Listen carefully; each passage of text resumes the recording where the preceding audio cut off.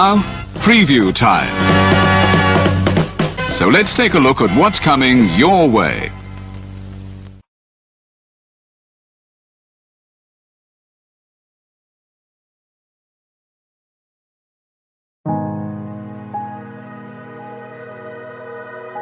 Gary Hebert, the man, the myth, the legend.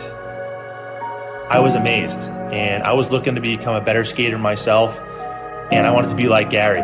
When you look at a guy like this, he's one of the most talented people in his profession. He's been given gifts by God. It can get frustrating at times when you're trying things that, that maybe don't come as quickly to you as other things. And, you never really felt that sense of frustration with Gary. It was always about improvement and positive reinforcement. Was it really the end? Was that head injury really the end? God has called Gary to continue to be a blessing to others and to be a passionate example. My name is Gary Hebert, and this is the World Academy of Hockey, otherwise known as the Inside Edge. I would recommend anybody that have a chance to come to his hockey school. I think it'd be well worth it. It'd be rewarding to all the kids and anyone he coaches, from whether it's an adult, a professional player, to a little kid like a Mike or a Squirt.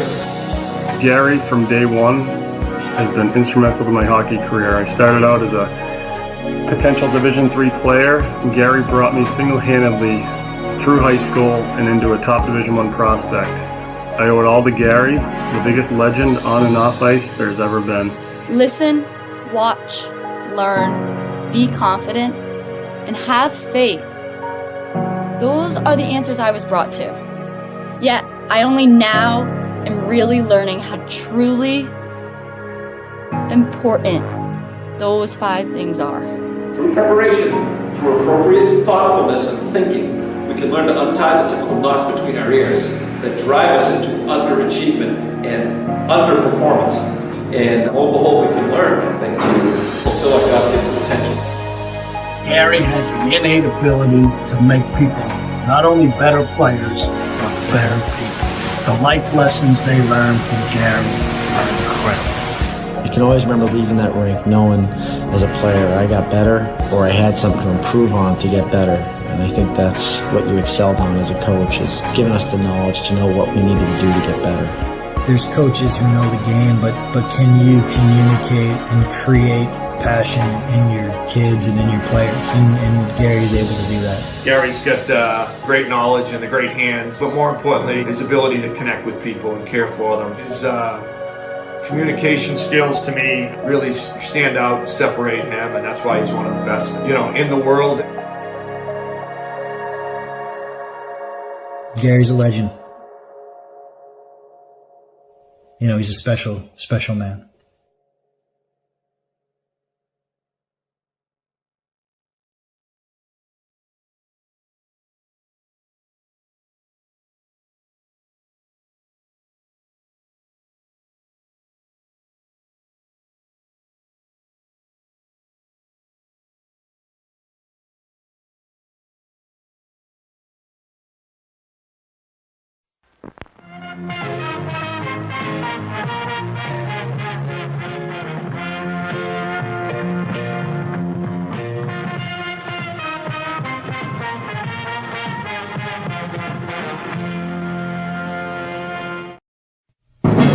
The Jeff Meacham Network's Multiverse of Media. For over 15 years, the recognized symbol of excellence and the standard bearer in coverage of sports and entertainment.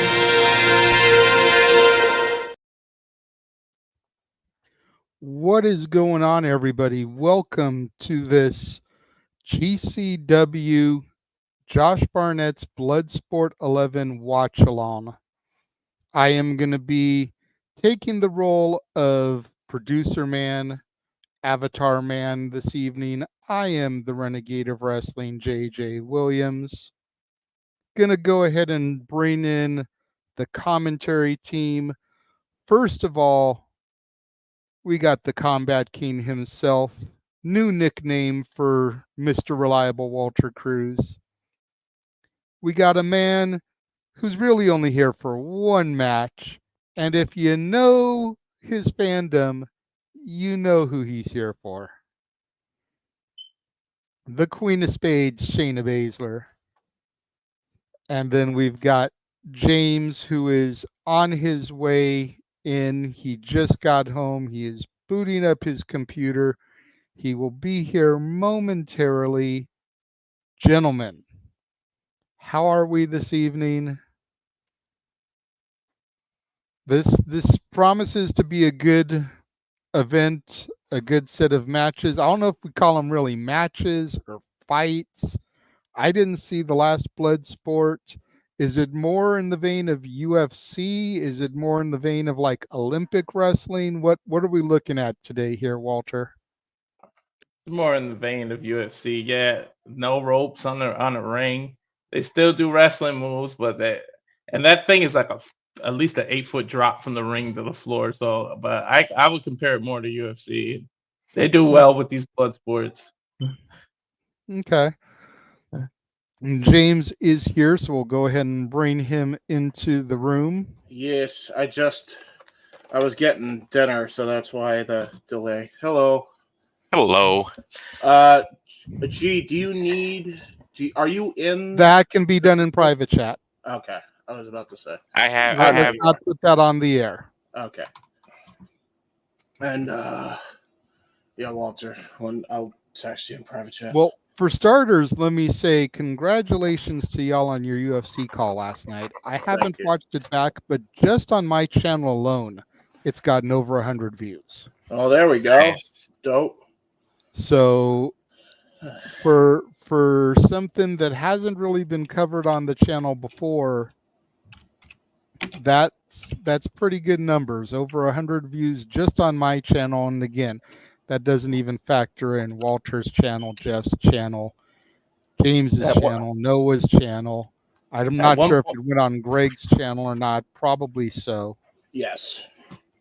At one point live, there was like 70 people on my channel.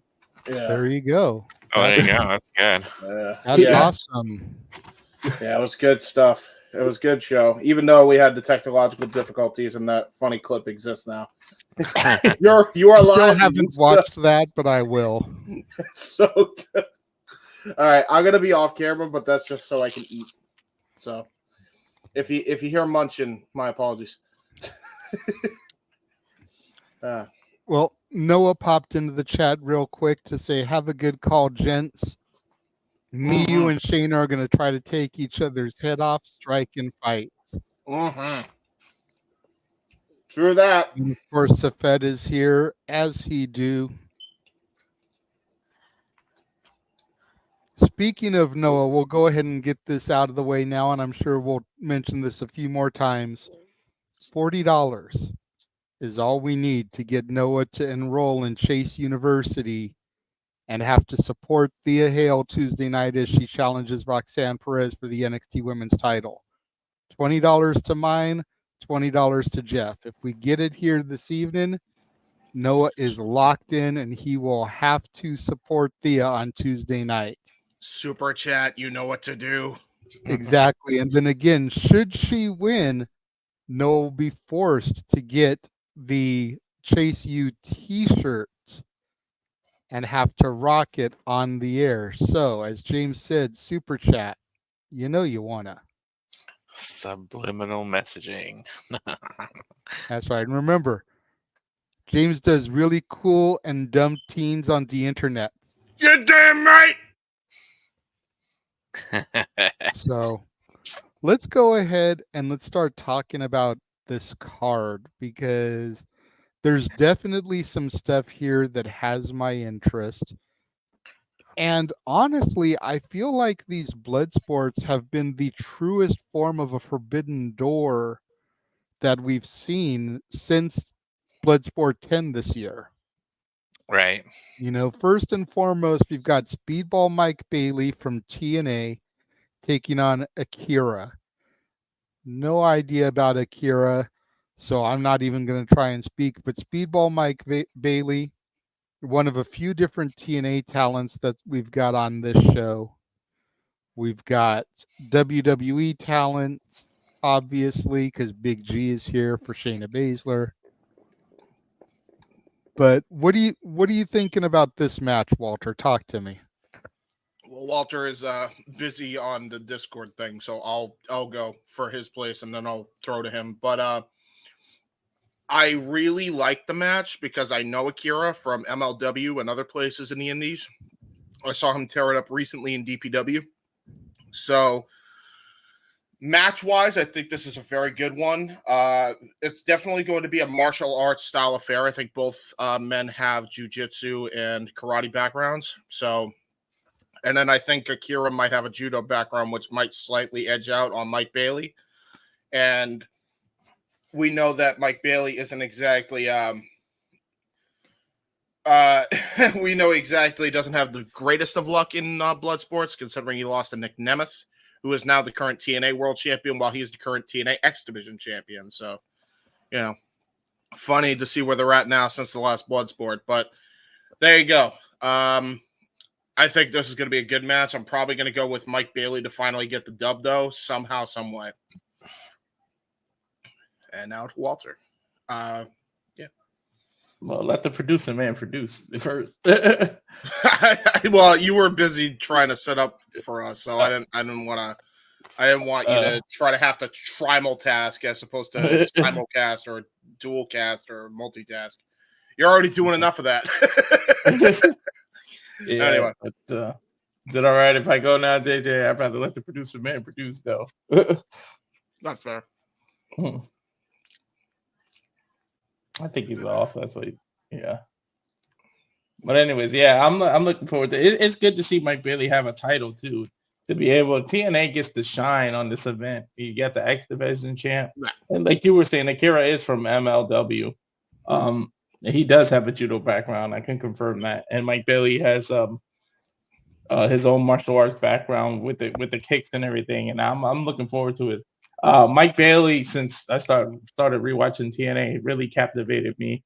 I really became a fan of his like instantaneously, like his whole style to me. And JJ can attest to that too. Last year, we both called him the MVP of the year. Like he really put TNA on his back, and he made me rewatch everything. I'm gonna go with Mike Bailey too. Now, will it be a knockout? Will it be, a submission? That's what's hard to determine. I'm gonna go out on a limb. I'm gonna call submission by Mike Bailey due to an armbar. I just feel like he's gonna do some kind of martial arts or a triangle or something. I feel like I'm gonna see Akira tap out.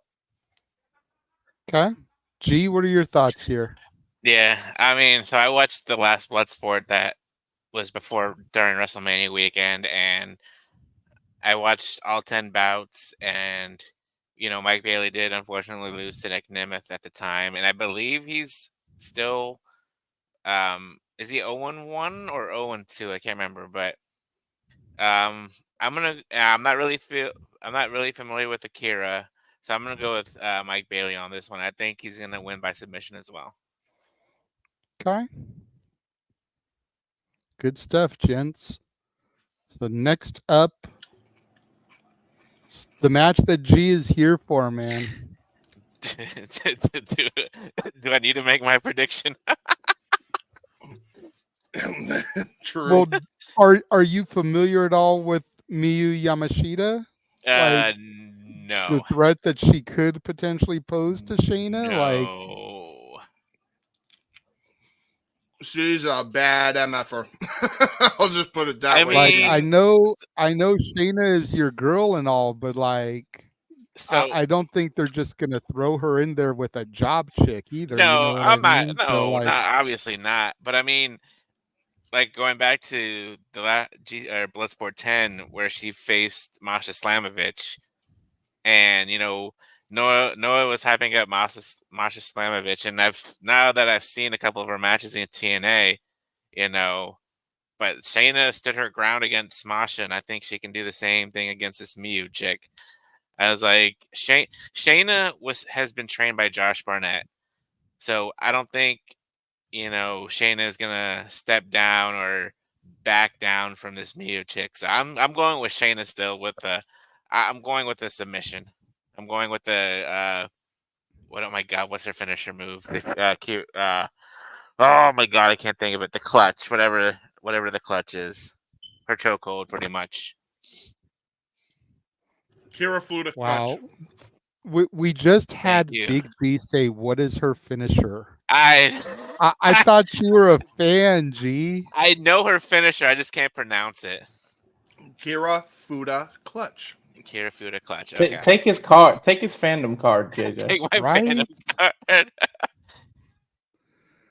I know. Sorry, I knew the the finisher, first couple times I got it confused with Joe's Coquina clutch because they're both K clutches. You know what I mean? Like, Walter,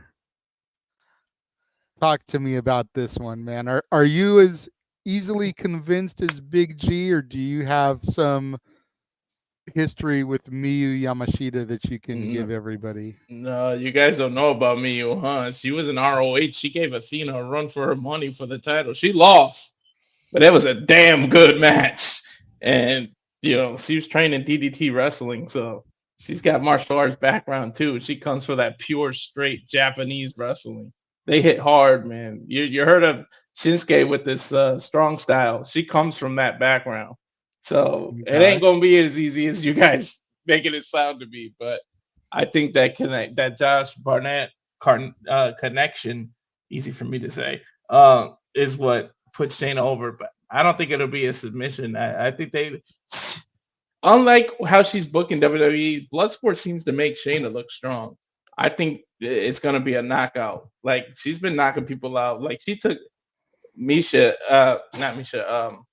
the monster, Masha, and stomped her up. She literally just stomped her to death for all intents and purposes last time. Stomped her, yeah. So I don't think they do that same thing, but it might be an elbow or some kind of martial arts move, a spinning back elbow, and maybe as a FU to Mamacita for Shayna, because Shayna's been seen in NXT a few times. She might even hit a spinning back fist just as a "I'm coming after you too" to Lola. So I think it's a message match for Shayna, but it ain't gonna be easy. Miyu's gonna put up a hell of a fight. Okay, James. Hold on. I'm also gonna go with Shayna because as much as I love Miyu Yamashita, there's no way that you're building up Shayna as well as you're building her up in Bloodsport to have her take a loss. If anything, this is just going to showcase her abilities a lot more. So I'm going to go with Shayna to win. I'm going to go with Kira Fuda clutch because I do feel that Miyu Yamashita could outstrike Shayna with her abilities as far as martial arts go and strong style, as we mentioned. But either way, I think Shayna wins. Okay. Now, let me ask this, and this may sound like a weird question to ask, but with this being more in the vein of UFC, are these matches scripted like pro wrestling, or Yes. are they shoot? They are scripted like pro wrestling, Okay. but they make it like it's MMA. It's the best version of, put it this way, It's a mix of both worlds. It's the better version of what TNA tried to do with Samoa Joe and Jeff Jarrett, but like done with people who actually have an MMA background to some extent. Okay. I want to throw this out there too with Miyu. Don't forget, Japan is on fire right now. There's so many wrestling events. WWE just came off a tour in Japan. The beginning of the year is gonna have a whole weekend dedicated to Japan. So don't put it past them having Miyu win this as a launching pad to make you pay attention to Japan. So don't just overlook her. That's fair. This next one is interesting to me because we're getting this match tonight here in this environment, and then they're going to compete on Thursday for Impact in a regular setting. Masha Slamovich and the Wild Child Jody Threat.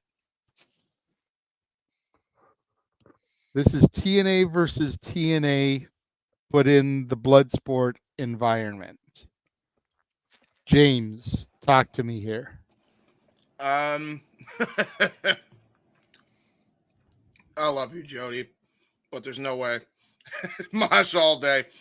I think, if anything, this is going to showcase what this is going to build towards. Is obviously the feud that's going on between Masha and Jody. This also could build up a couple different feuds of people that she has very, very big issues with. One is Athena, because at the last Prestige event, she was robbed of the Ring of Honor Women's World title because Athena ended up pulling some shenanigans with a medical boot. Then there's obviously Shayna Baszler, who she's having a feud with in WWE. So Masha is a TNA wrestler who has a feud that's ongoing with Athena and Shayna Baszler. I think this is going to build up to one of those two things. And I think Jody Threat is literally just in her way. I'm calling a quick knockout win here for Masha. I love Jody, but I don't think Jody's got a chance in hell unless she has some fighting experience background that I'm not aware of. And Walter will probably correct me on that, but I really think this is going to be an easy win for Masha. Well, this then goes back to my question about it being scripted or shoot. If this is in fact scripted entertainment like most pro wrestling, could we see Alicia Edwards, Masha's tag team champion partner in TNA, or Danny Luna, Jody Threat's tag team partner, get involved in this in some way, shape, or form? Well, they treat it very much like MMA, so I feel like if they are there, they're definitely going to be in their corners and not interfere per se. Much like Zoe Stark was in the corner of Shayna Baszler and Jordan Grace was in the corner of Masha. Yep. So there's that. Okay. G, what do you think about this one before we throw it over to Walter? Well, now that I'm familiar with both of these female wrestlers, and that what a hell of a fight that Masha put up against Shayna at the last Bloodsport, I'm going with Masha to get the win here. I don't think it's gonna be a quick victory, James. I think she's gonna want to take her time and like beat the holy hell out of her and prove a point. So Masha with the win. Okay, Walter. Fair enough. I gotta unmute here. I'm a little afraid that we're gonna fall into, even though they don't connect with each other. I hope TNA doesn't do 50-50 booking, and whoever wins here, the other person gets their win back on Thursday. I'm a little I don't afraid of think that. that's possible in this case because Thursday's matches have already been filmed. Yeah. Yeah, that's true. So unless they brought that into this and like, oh, Jody's winning on Thursday, so we'll give Masha the victory at this, type of thing. But, and I don't know, there's probably spoilers out there, but I don't know. I don't read the spoilers on TNA matches, just for the people out there that'd be like, no spoilers. Mm-hmm. So if Jody does end up winning, it's sheer happenstance. Yeah, but Jody's also the reason I'm not looking past her is, she originally came from GCW. She's a Canadian trained, and she was part in the independent. She was originally part of GCW. So this might be a callback here's a bone here and a big win over Masha. And Masha doesn't have the biggest blood sport record. She doesn't have the best one. We saw her coming off the loss with Shayna. I'm gonna go opposite of everybody. I think Jody wins here, just because. Also, in Impact, it seems like the system is starting to get disrupted and corrupted. And though Masha isn't exactly part of the system, she's one half of the tag teams with the system, so she has to work within the system. And this might be the begin. Yeah, she's system by affiliation. Yeah, exactly. So this might be the beginning of the entire crash of the system. So I'm gonna go with Jody to actually beat Masha. That's fair. That's fair. I mean, I'm not going to try to undersell Masha Slamovich. She's a bad bitch. But they don't call Jody the wild child for no reason. So let's just keep our eyes peeled on that.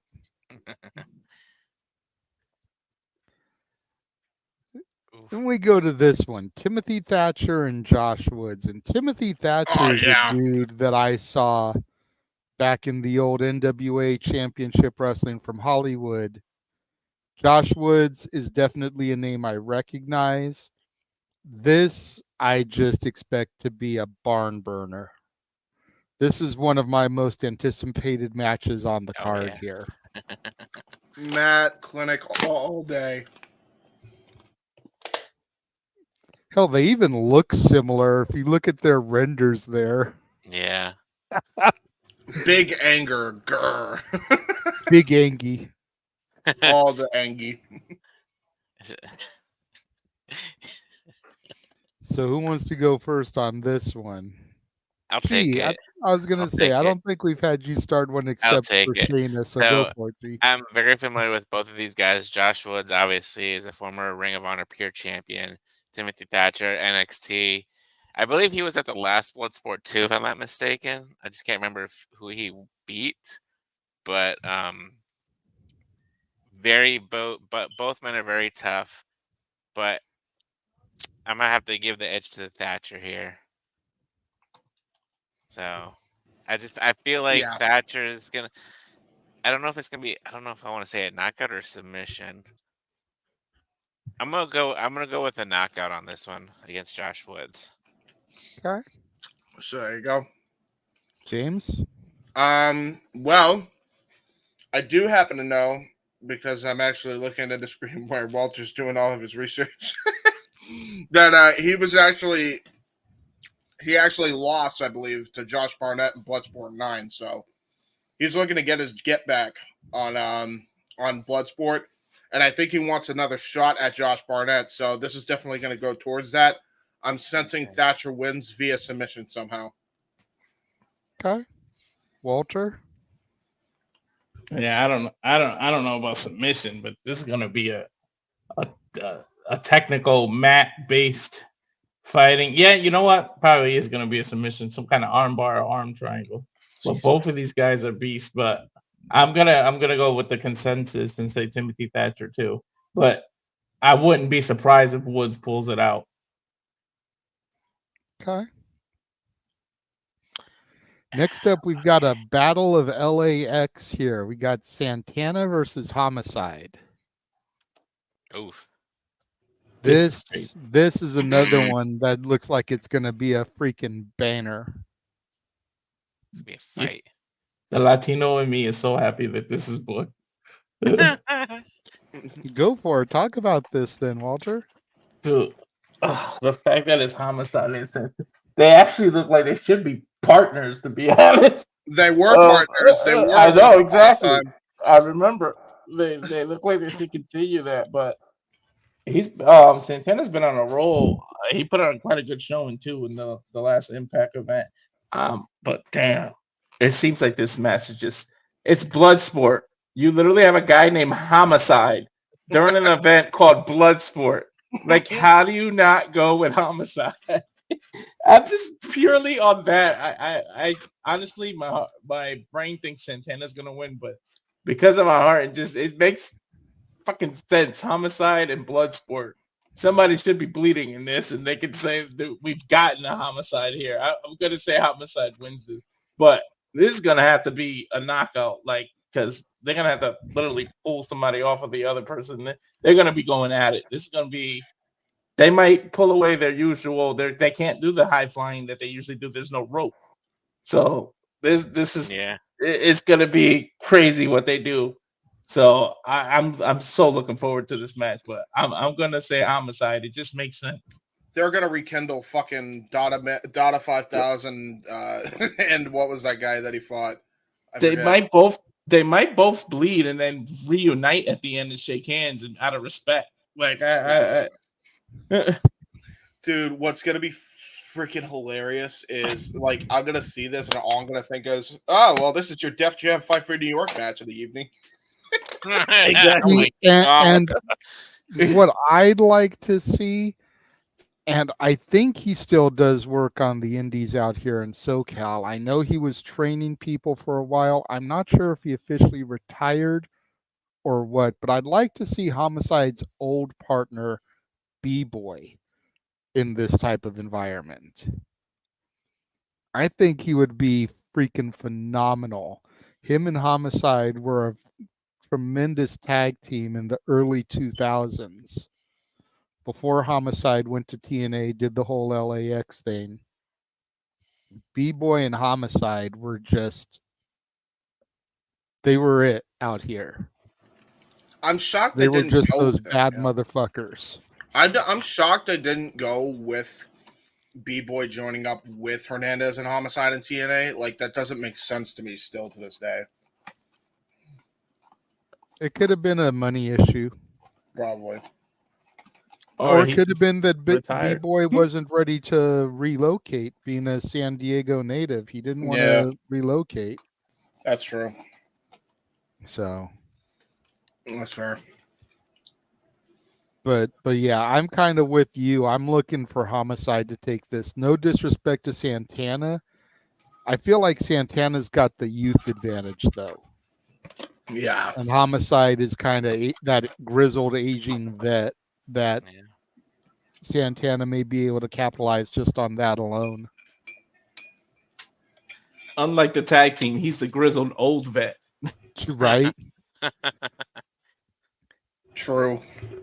James or G, anything you want to add to this? I'll be quick on mine. I agree with all of you guys. I think I'm going to go with Homicide as well. I like Mike, but Mike is going to have his momentum in other indies and on Impact. I think Walter's logic just makes sense. It's Homicide in an event called Bloodsport. How do you bet against this guy? He's winning. You know? I'm gonna go but opposite. At the same, I was gonna say at the same time, if Santana wins, you could be like, Santana just committed a homicide. He just murdered Homicide. Puns. Yeah, I'm gonna go opposite. I'm gonna go with Santana on this one. I feel like there's gonna be a lot of like elbows in this match. They're just gonna be like throwing punches and elbows, and just like they're both from New York, or at least I know Santana is. I don't know if Homicide is. And I mean, even on Santana's vest, it says the illest. I was like, come on. I was like, yeah, you got Homicide, but I gotta go with my boy Santana on this one. Okay. Then we go to this. And everybody knows me and my devotion to my NXT. Yeah. Both Creed brothers are going to be in action here this evening. I look for big things out of Julius here. I don't know Matt Mikowski, but if I have to bet money, I'm throwing money on Julius here. Much in the same way that G's just like, give me Shayna, I don't care who it is. Exactly. Spoiler alert, I'm going for both Creeds because they just got momentum right now since the new Alpha Academy is joining, and I think there might be political WWE influence saying, you can't maybe. My only issue with it is that I feel like I could see them go 50-50 on the Creeds, and this might be the match. And I only say that because Matt Mikowski is a bad MFer. We saw him in the last Bloodsport, Walter. That's all I'm saying. Like, he is a scary dude. And he's huge. Dude, he's massive. That's what I'm saying. Like, Julius is going to have to rely heavily on his wrestling. Like, if we're going by MMA logic here, he's got to, if he's going to pick up the win. So, that's all I'm saying. Yeah, see, I'm feeling where you're coming from as far as the 50-50 on the Creeds.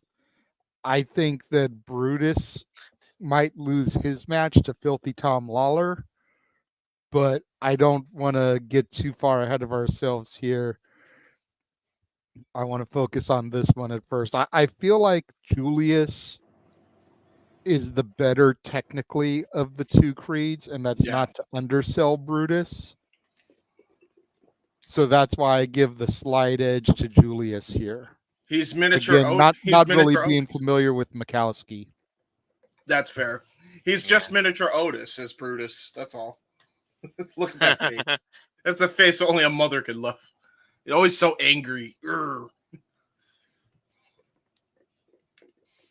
G or Walter, anything you want to add to this? Yeah, I'll go. So I did watch, like I said, I did watch the previous Bloodsport, and Matt Makowski did lose to Charlie Dempsey on the last one, and we're all familiar with Julius Creed, obviously, but I'm gonna go with Matt here on this one just to get his W back from the last Bloodsport. And I feel like everybody said, Julius is going to have to heavily rely on his wrestling, whereas Matt will probably more focus on his MMA background. Yeah, this is gonna be he's an amateur. Creed is amateur wrestling. That's exactly what he's got to do. But the problem is Matt knows how to Matt wrestle. He knows how to do some submissions. So that and a lot of wrestlers, their weak point is people that know jujitsu. That's how you counter wrestling, because then you're doing all these takedowns. This is how you're doing that, and then you leave yourself vulnerable to a lot of submissions. So that's the issue. But I'm still gonna go with Creed. There you go. I was gonna say, you never know. Julius and Brutus, they might both surprise us. Oh, I'm sure they will. I'm sure that's part of why they're in this, is to surprise everybody. Yeah.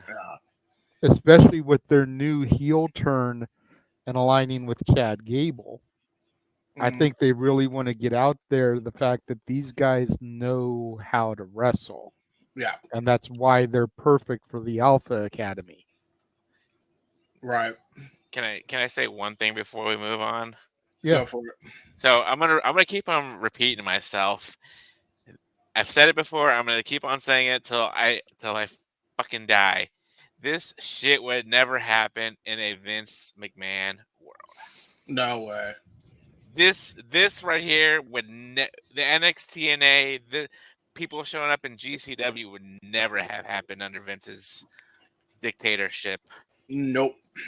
So I just feel like every time I see this, even when it happened at Bloodsport 10, I was like, and they announced Shayna Baszler being there, I'm like, huh?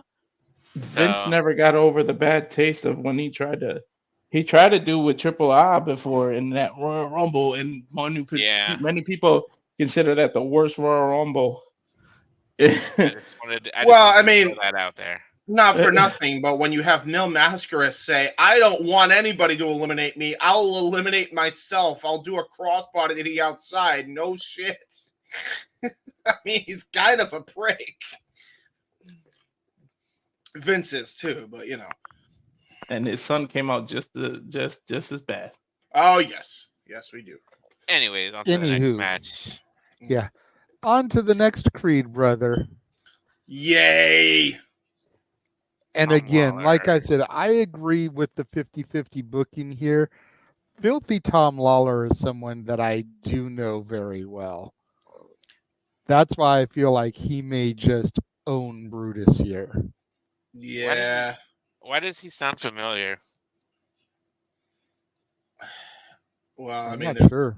I mean, he's been around the block a while.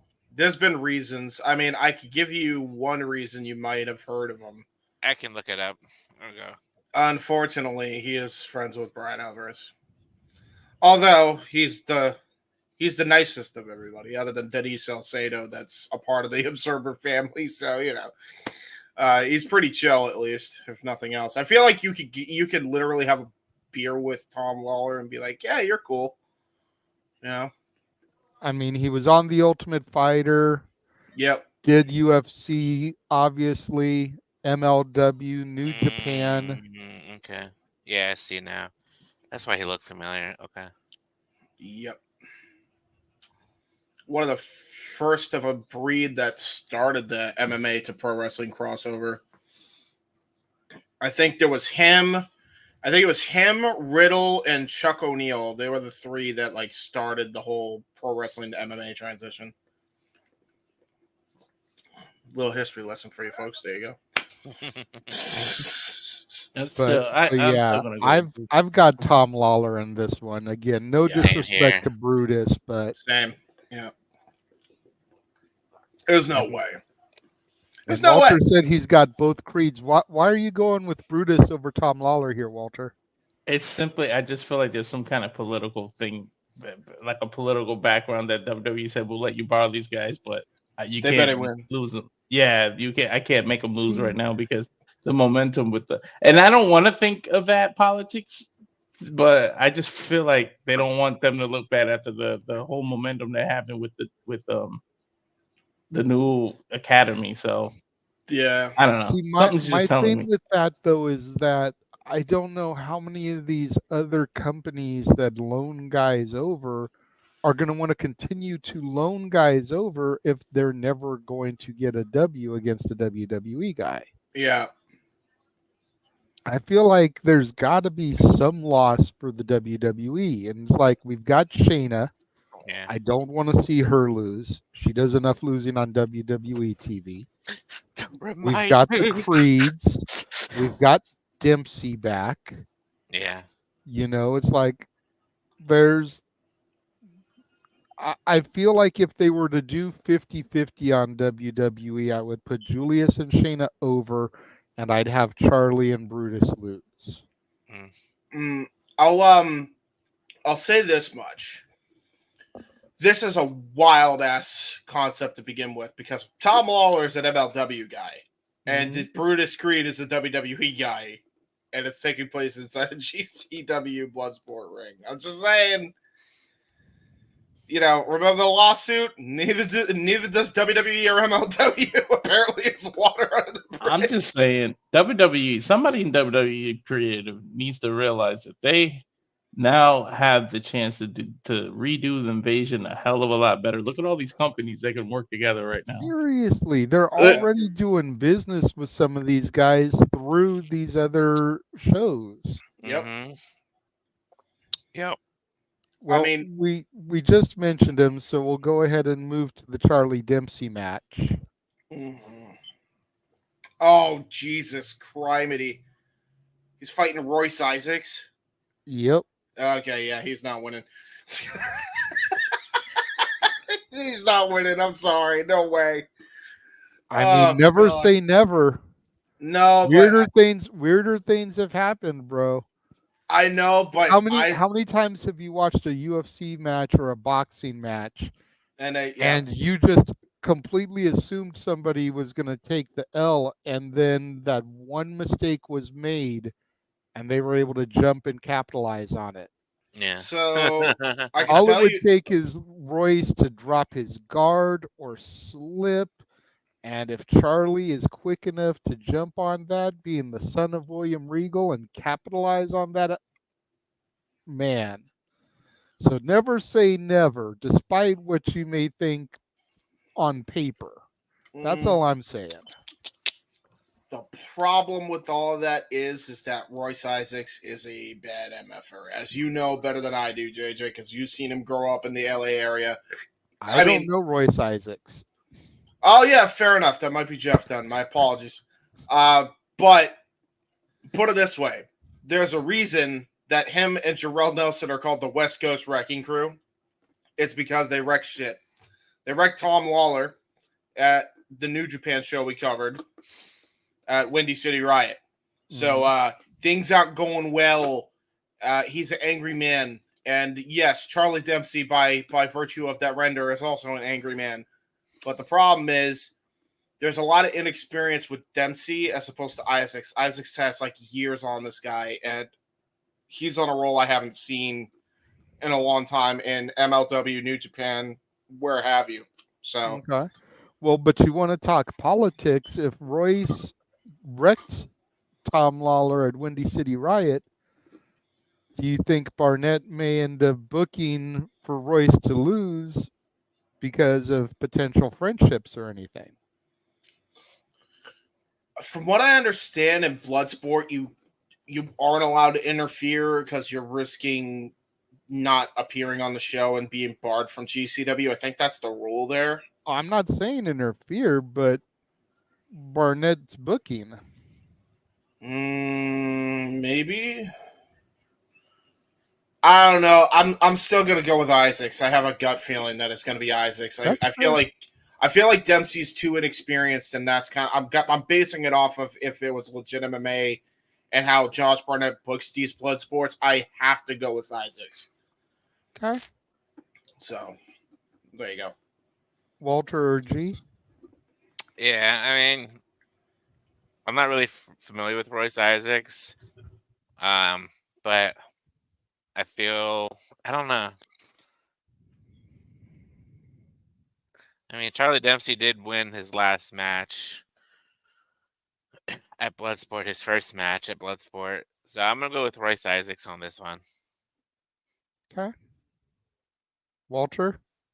Same. I'm gonna go with Isaacs, but I just at the same time I feel like Charlie was built for this kind of environment. Like his dad just set him up for this, like training. In real life what his dad went through and fighting in Blackpool, that combat at 15 years old. I feel like it's almost like their version of the dungeon. Like he put Charlie Dempsey through the ringer to prepare himself for this. So don't take it light, and I wouldn't be shocked if Charlie does pull it out. But I'm gonna go with Royce as well because some of these WWE people got to lose. Agreed. All right. This one, I have no knowledge of either dude. So I'll let Walter go ahead and start here. I'm kind of on the same boat with you, to be honest, JJ. James? I know who Brian is, but I don't know much about the other guy. Oh boy, I mean they look like they're angry. They look like they could hurt They each all other. look angry. Like I have not seen a render where anybody looked happy. How dare you? Like smile, guys. This isn't shiny happy people holding hands. It's called Bloodsport for a reason. Right? That's true. I'm gonna go with the guy with a beard. Okay. There you go. He looks the angriest. Does that help? Oh, if he's going with him, I'll go with Brian Johnson. There you go. Let's go opposite. Is it because he's bald? I don't know. Both of them are. They're Oh both, shit! They can both be part of the Baldies, James. There you go. Yeah, exactly. It sells itself. God damn it. I don't even know how you pronounce it. Is it Hetty? Heedy? Hetty? Cardi? Carrie? I don't know. He kind of reminds me of Bad News Brown, so I'll go for him because he'll probably do some crazy shit. Let me look this guy up. Hold on. Yeah, dude. It's Hetty. Let me see. How you pronounce it?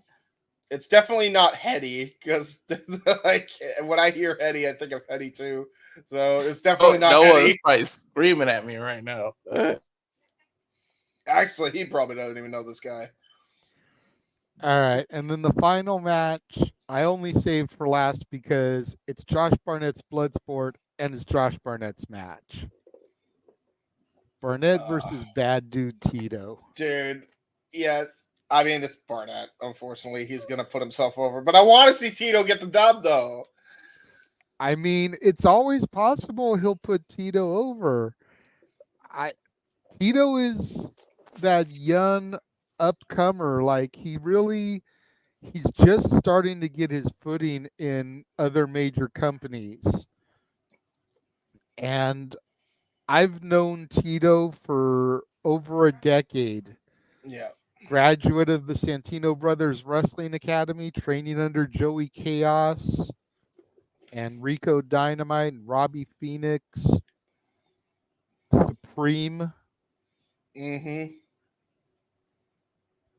Angel, like just part of TMDK as of right now. So yeah, and it's like he's on a major run. And I think a victory here over Barnett could be what really takes him to that next level.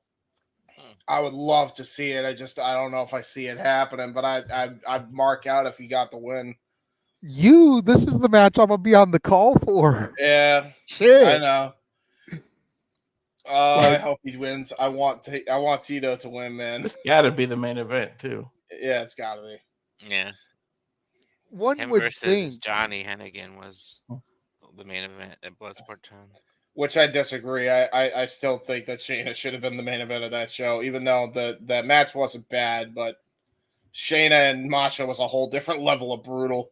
Yeah. Dude, it set the tone for that day. Yeah, it did. You know what? I'm just gonna say epic. officially gonna go Tito on this one just because I gotta support my boy. Yeah. I'm a UFC guy through and through, and it makes me kind of want to go lean to Barnett, but I'm gonna go bad dude Tito too. I just don't put it past Barnett to just put somebody over on his own event. He went over the last one. Yeah. So he can give one up. Yeah, I agree. And he went over on Johnny Nitro. Yeah. John Hennigan. See, John Hennigan doesn't need the victory. No. But a guy like Tito could benefit from it. And Yes. I think Barnett is smart enough to do that type of thing. Yeah. I could also see him do the cool the I'm still over, but I'm gonna make sure you look like $1 million on the way out deal, where even if Tito doesn't win, he like had to hit him with everything, including a nuclear bomb, to get the fucking victory. I could see them go that route, but you know, I'll go opposite of you guys. I'll go with Josh Barnett. Yeah, there you go. All right. Just to be that guy. Be that contrarian. There you go. Well, that's what we got looking forward to, folks. Bloodsport, baby. Woo! Yes. All right, we got about 10 minutes till the show starts. So I am going to take this moment to run our latest watch-along trailer that picks up with Tuesday's night one of the Great American Bash and goes all the way through SummerSlam of 2026. What we know right now, of course, things will be added to it as we are made aware of them. Mm-hmm. In the meantime, we will be back in about a minute.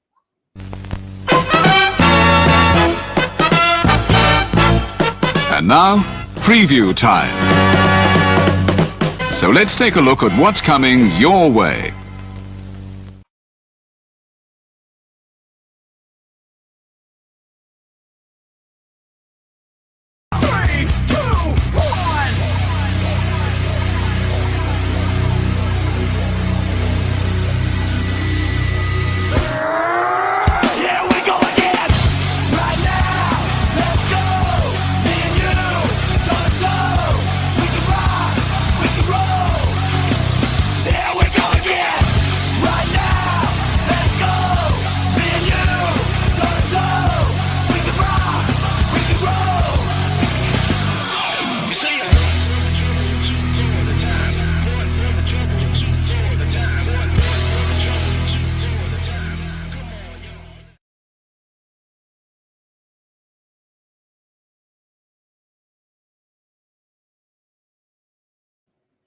All the wrestling, all the wrestling, all the wrestling, all the wrestling, all the wrestling, all the wrestling, all the professional wrestling, damn it, and combat sports and other sports.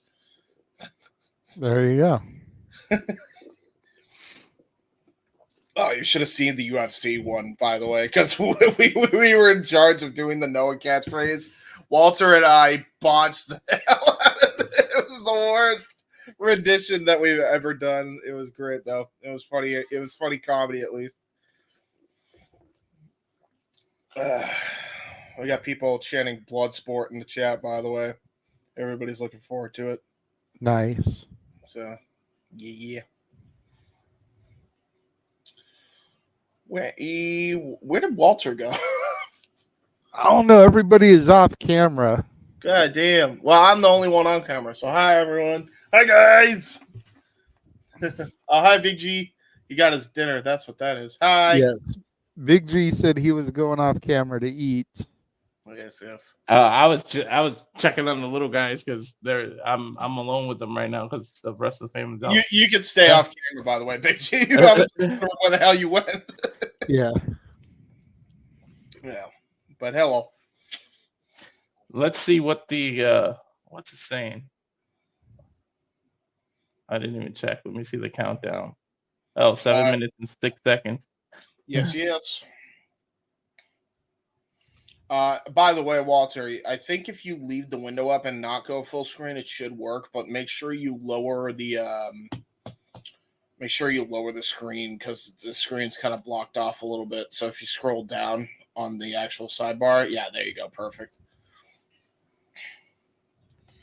Cool beans. That way you can do your work. Make sure you have that window minimized and have your. What I'm trying to do, I'm waiting to go full screen, but it doesn't let you because it's just a countdown right now. Yeah. Right. Yeah. Well, I'm saying because I know you have to multitask sometimes. Yeah. So I'm thinking like if you want to have the window open, you don't necessarily have to go full screen. You can like have that as a minimized window and then have it like stretched out throughout the entire screen. Oh, like that? No, with the window thingy. Yeah. I'm just doing that because I remember the last time when we were doing UFC, we were trying to figure it out, and I figured out a method. Yeah. Cool. Also, thank you very much, good sir, for getting that free trial. That was a great help. Mm-hmm. Oh, I don't run out of emails. Yeah, well, no shit. We found that out. Yeah. So, yeah. And we think, gee, you got 5 minutes and 40 seconds? Oh, he's eating. I forgot. Well, I mean, you could probably unmute while you eat. I'm at 5:17, so I'll have to like pause it. How do you guys usually do that to sync up? We pause and then we tell what we call a move, and then when we both see the same move, that's when we don't pause. Yeah. That's See, I'm at 5:10. I just hit 5:10. Yep, same. So, yeah, Walter and I are in sync because we are on the Discord. Yeah. And me and G are on our own accounts. So yeah. I can't wait though, man. Damn. I'm really looking for that. I know, G, you're looking for the Shayna. I'm looking for the Mike Bailey, man. I just there's something about that dude. I love him. MVP of 2023. Yeah. Mm-hmm. Yeah, for sure. I said, when dude worked 3 shows in the same day WrestleMania weekend, I was like, okay, there's something special about this kid to get that booked. Mm-hmm. That's insane. And he's a champion in 2 different companies right now, DPW and TNA. Mm-hmm. He's DPW tag team champion with Jake something, and his tag team X Division champion in TNA. What was that guy from NXT that had like a Pac-Man theme when he came out? Like it was like Pac-Man noises, and he was like a big gamer. TJP. NXT. Yeah, that's what Mike Bailey is. What he should have been, but they just never gave him the chance. Oh my. Yeah, when they had him win the Cruiserweight Classic, he should have been like full on Street Fighter like type proto, and then they're like, nah, we're gonna make him nerd, and then we're gonna make him so not happy, and then we're gonna want him released after a year and a half. Good for TJP though; he got out of there where the getting was good at least. Yeah. Yeah, TJ is another guy that's kind of been through the trenches out here. Yeah, you think? He's been in the trenches worldwide, period. Like WWE ruined him, man. I was so upset. Like, how dare you? Oh, and my pen. There's my other pen. There we go. I'm back. Hi, G. How was it? It was good. We got Danny's. I just had this bourbon barbecue burger. That shit was off point. It had barbecue, bacon, grilled onions, grilled marshmallows, grilled mushrooms, grilled marshmallow. It was like aged Swiss cheese. So it was. Oh, there you go. Sounds good. Some beer battered onion rings. So you had a burger. I had Chinese food. Walter, what about you? He's like, I didn't eat yet. I haven't eaten. It's 4 o'clock for us. That's true. Okay, so you guys haven't eaten yet. That's right. They're behind. They're behind. Everything Once you this just thing said, starts and I pull Avatar Man out of the room, I'm probably going to grab a couple of like little snack-sized bags of chips just to tide me over until dinner. Yeah, makes sense. yeah, everything Big G said sounds like he's gonna be going to the bathroom midstream. yeah.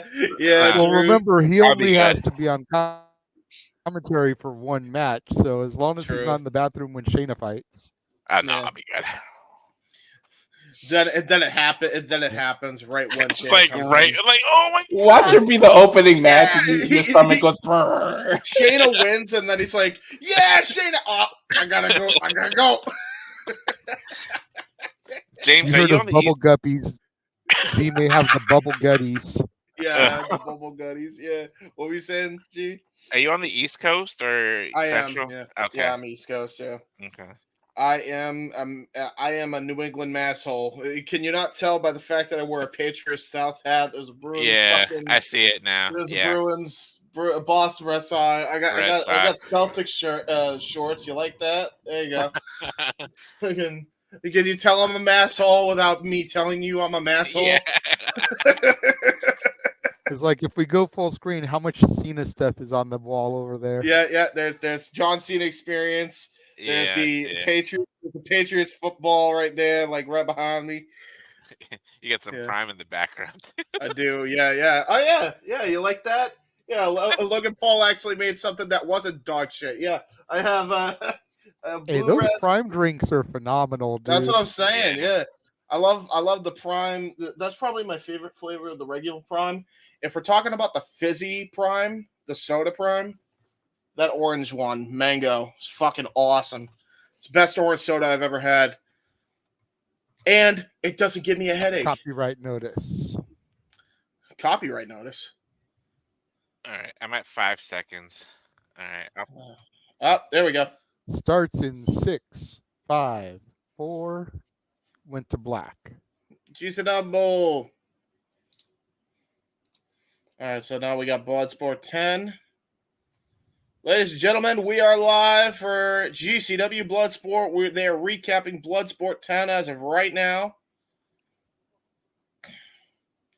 I think we're in sync. Walter, you're fine. And then let's see. We got a wrist lock right now showing. I don't know what you see, G. You see a tap of Matt got the Mikowski? wrist lock now. Yeah, okay. And then it just transitioned into another match. Yep. I'm a couple seconds behind, but that's fine. Okay. So I don't know if you could pause, Walter, for like 2 seconds, and then unpause.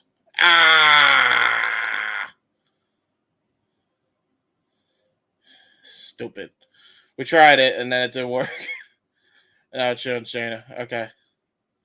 Are you still I'm seeing Shayna and Masha now? Yeah, the multiple stomps. Yeah. Oh, That's Barnett now. Yes, and there's John Hennigan. What was he, Johnny Hennigan or Johnny Mundo, or he's Johnny something? He was Johnny Bloodsport in this. Yeah. What, dude? I love that kick, by the way. Holy shit. He's so much bigger than John, though. It was kind of unfair. Dude, that was so good. I love it. Like, Josh Barnett's just a fucking beast, bro. All right. There you go. Our last outlaw just popped up. What about for you, Big G? What did it show for you? The last outlaw. Big G just left. I don't know where Big G went. Yeah.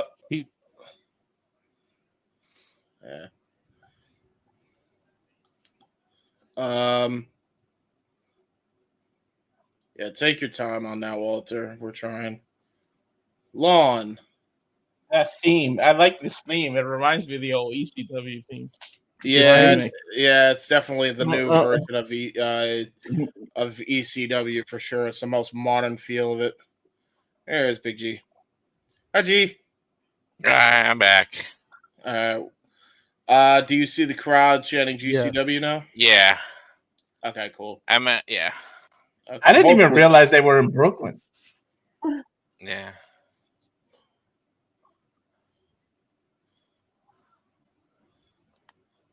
This Lots looks of like empty seats there. Is this GCW or AEW? I was about to say this ain't great. I couldn't resist that one. I'll leave that alone now. Hey, look at this, man. This reminds me a little bit of like Fight Club. The arena's small. Yeah. You know, it makes it more of a fight kind of feel. Well, it definitely is. Yeah. Watch Shayna be the opener. All right, I'll see you guys after the first match. Yes, Pulling me and G out. Awesome. Ladies and gentlemen, welcome to GCW Bloodsport. I am your, I guess, play-by-play, even though he'll probably call more of the moves than I will. The Heat Man, James Hebert. Along with me is Mr. Reliable, or in this case, Combat King, Walter Alex Cruz. And they are introducing all the fighters for this event right now. Yeah, they usually start with that. They start introducing everybody, and then they go on. Yep, as part of the ceremony and tradition.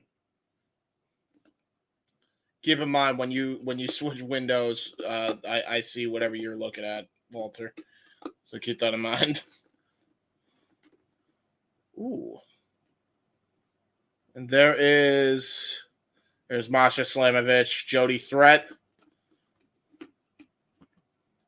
And the crowd is going absolutely insane, Walter, for her.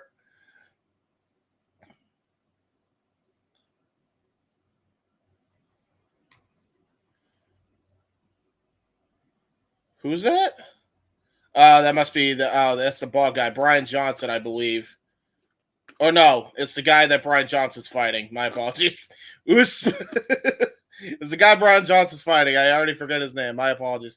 Oh shoot! Here comes Charlie Dempsey, son of William Regal, mastering the catch can style in every match he's in. Member of the North Quarter Catch Crew. And here comes, I believe that's Akira. God, talk about a hairstyle. Got a pink mohawk, looking like he should be teaming up with Alex Zane of all people. Here's Speedball Mike Bailey, current DPW Tag Team Champion and X Division Champion. It didn't bring the belt at all. Yes, he did not bring either championship. I think he should have. I think it would have been cool.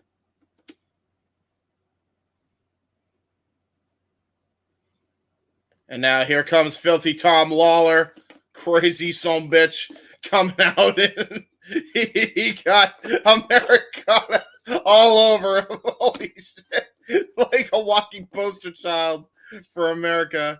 We got Brutus Creed.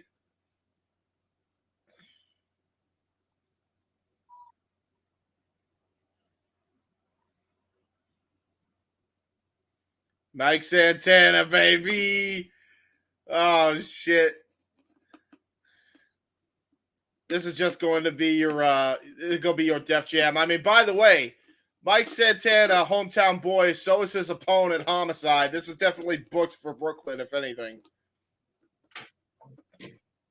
Yeah. Give me a moment, James, while they're still introducing everybody. Yeah, I got you. Woo, boy, Homicide.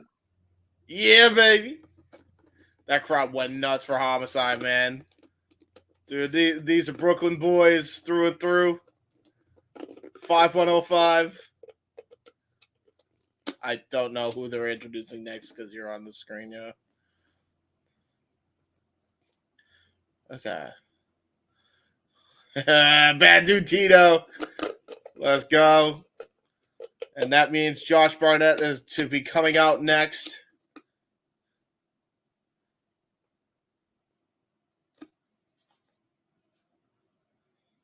And a very loud ovation, almost as loud as the one Mike Santana and Homicide got.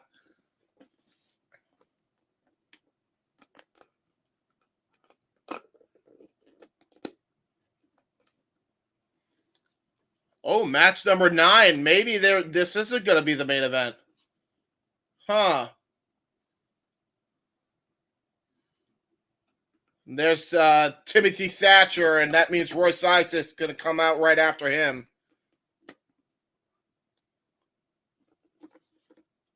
Oh, wow. Okay. Guys, this means that Shayna Baszler is the fucking main event. That's what I'm saying. It has to be, right? It has to be the main event.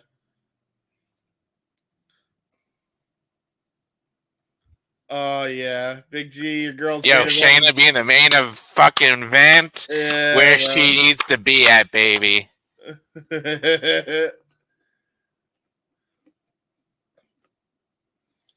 And here comes her opponent, Mayu Iwatani, master of the pink kick. Absolute brutal wrestler. One of the hardest strikers in the world of professional wrestling, going up against Shayna Baszler, who is now coming out next. And you know there's some bad blood for one of those women in the ring right now with Masha Slamovich. You could see her just staring a hole through Shayna Baszler. And she's standing right next to Mayu Iwatani. Bloodsport chants rain out in the Brooklyn Arena here.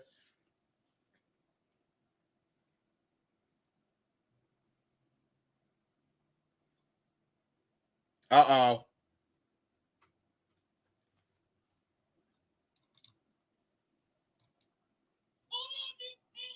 Oh, shit.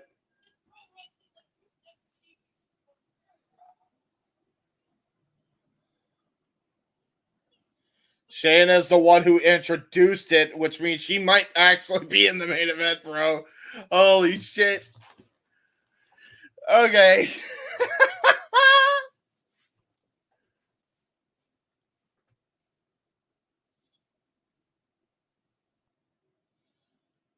This is wild, bro.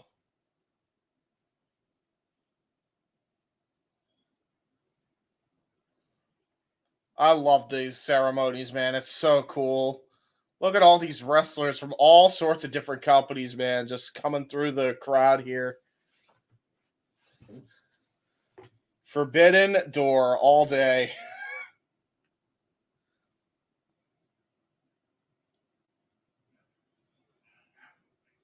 Looks like we're starting things off here. Brian Johnson taking on I'm gonna butcher his name. Hetty. I don't know how you pronounce his last name. That's the problem.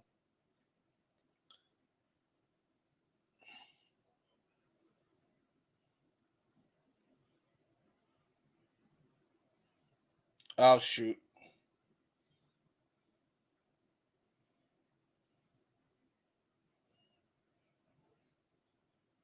Okay, I can't see Walter. I'm begging you. Luckily, we're just getting ready for the first match, so it's no big deal. But yeah, Walter's trying to get off the call as fast as humanly possible for the beginning of this match, folks. So bear with us.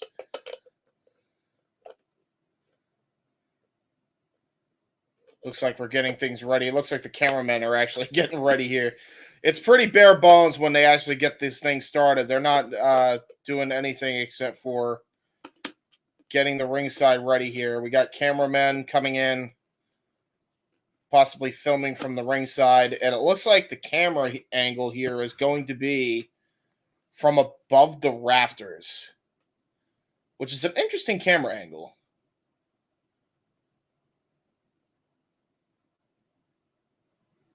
Jesus Christ, when people won't shut up. Right. No, I feel that. Wow. Talk about healer. She's coming out in a Philadelphia 76ers jersey. Oh yeah. That was done on purpose for sure. Yeah. Yeah. He's trying to get his he here in Brooklyn. Crowd booing him. Full on. Brian Johnson, he ain't the good guy here, and he knows it. He don't give a shit. These were the two that we didn't know too much about. Yeah, this is going to be the opener contest here. And the last time there was two people that we didn't really know much about. They ended up setting the pace for the rest of the night. So It was the two Japanese guys last time. yep, and this time it's going to be Hetty and Johnson here. Here comes Hetty now. Hetty looks like he knows a lot about some pumping iron. Yeah, dude. Goddamn bodybuilder physique here. Excuse me. Wow. Whew. I think this is the first time I sneezed on there. Damn. Oh, he's local. He's out of Philly. I mean, he's from Philly. That's why he did that. Oh, that makes sense. They booed the hell out of it. They booed the hell out of it when they said he's from Philly. You gotta love the heelish ways, man. I'm loving this. And look at this. The stare down here. Referee separating the men apart. They're circling around.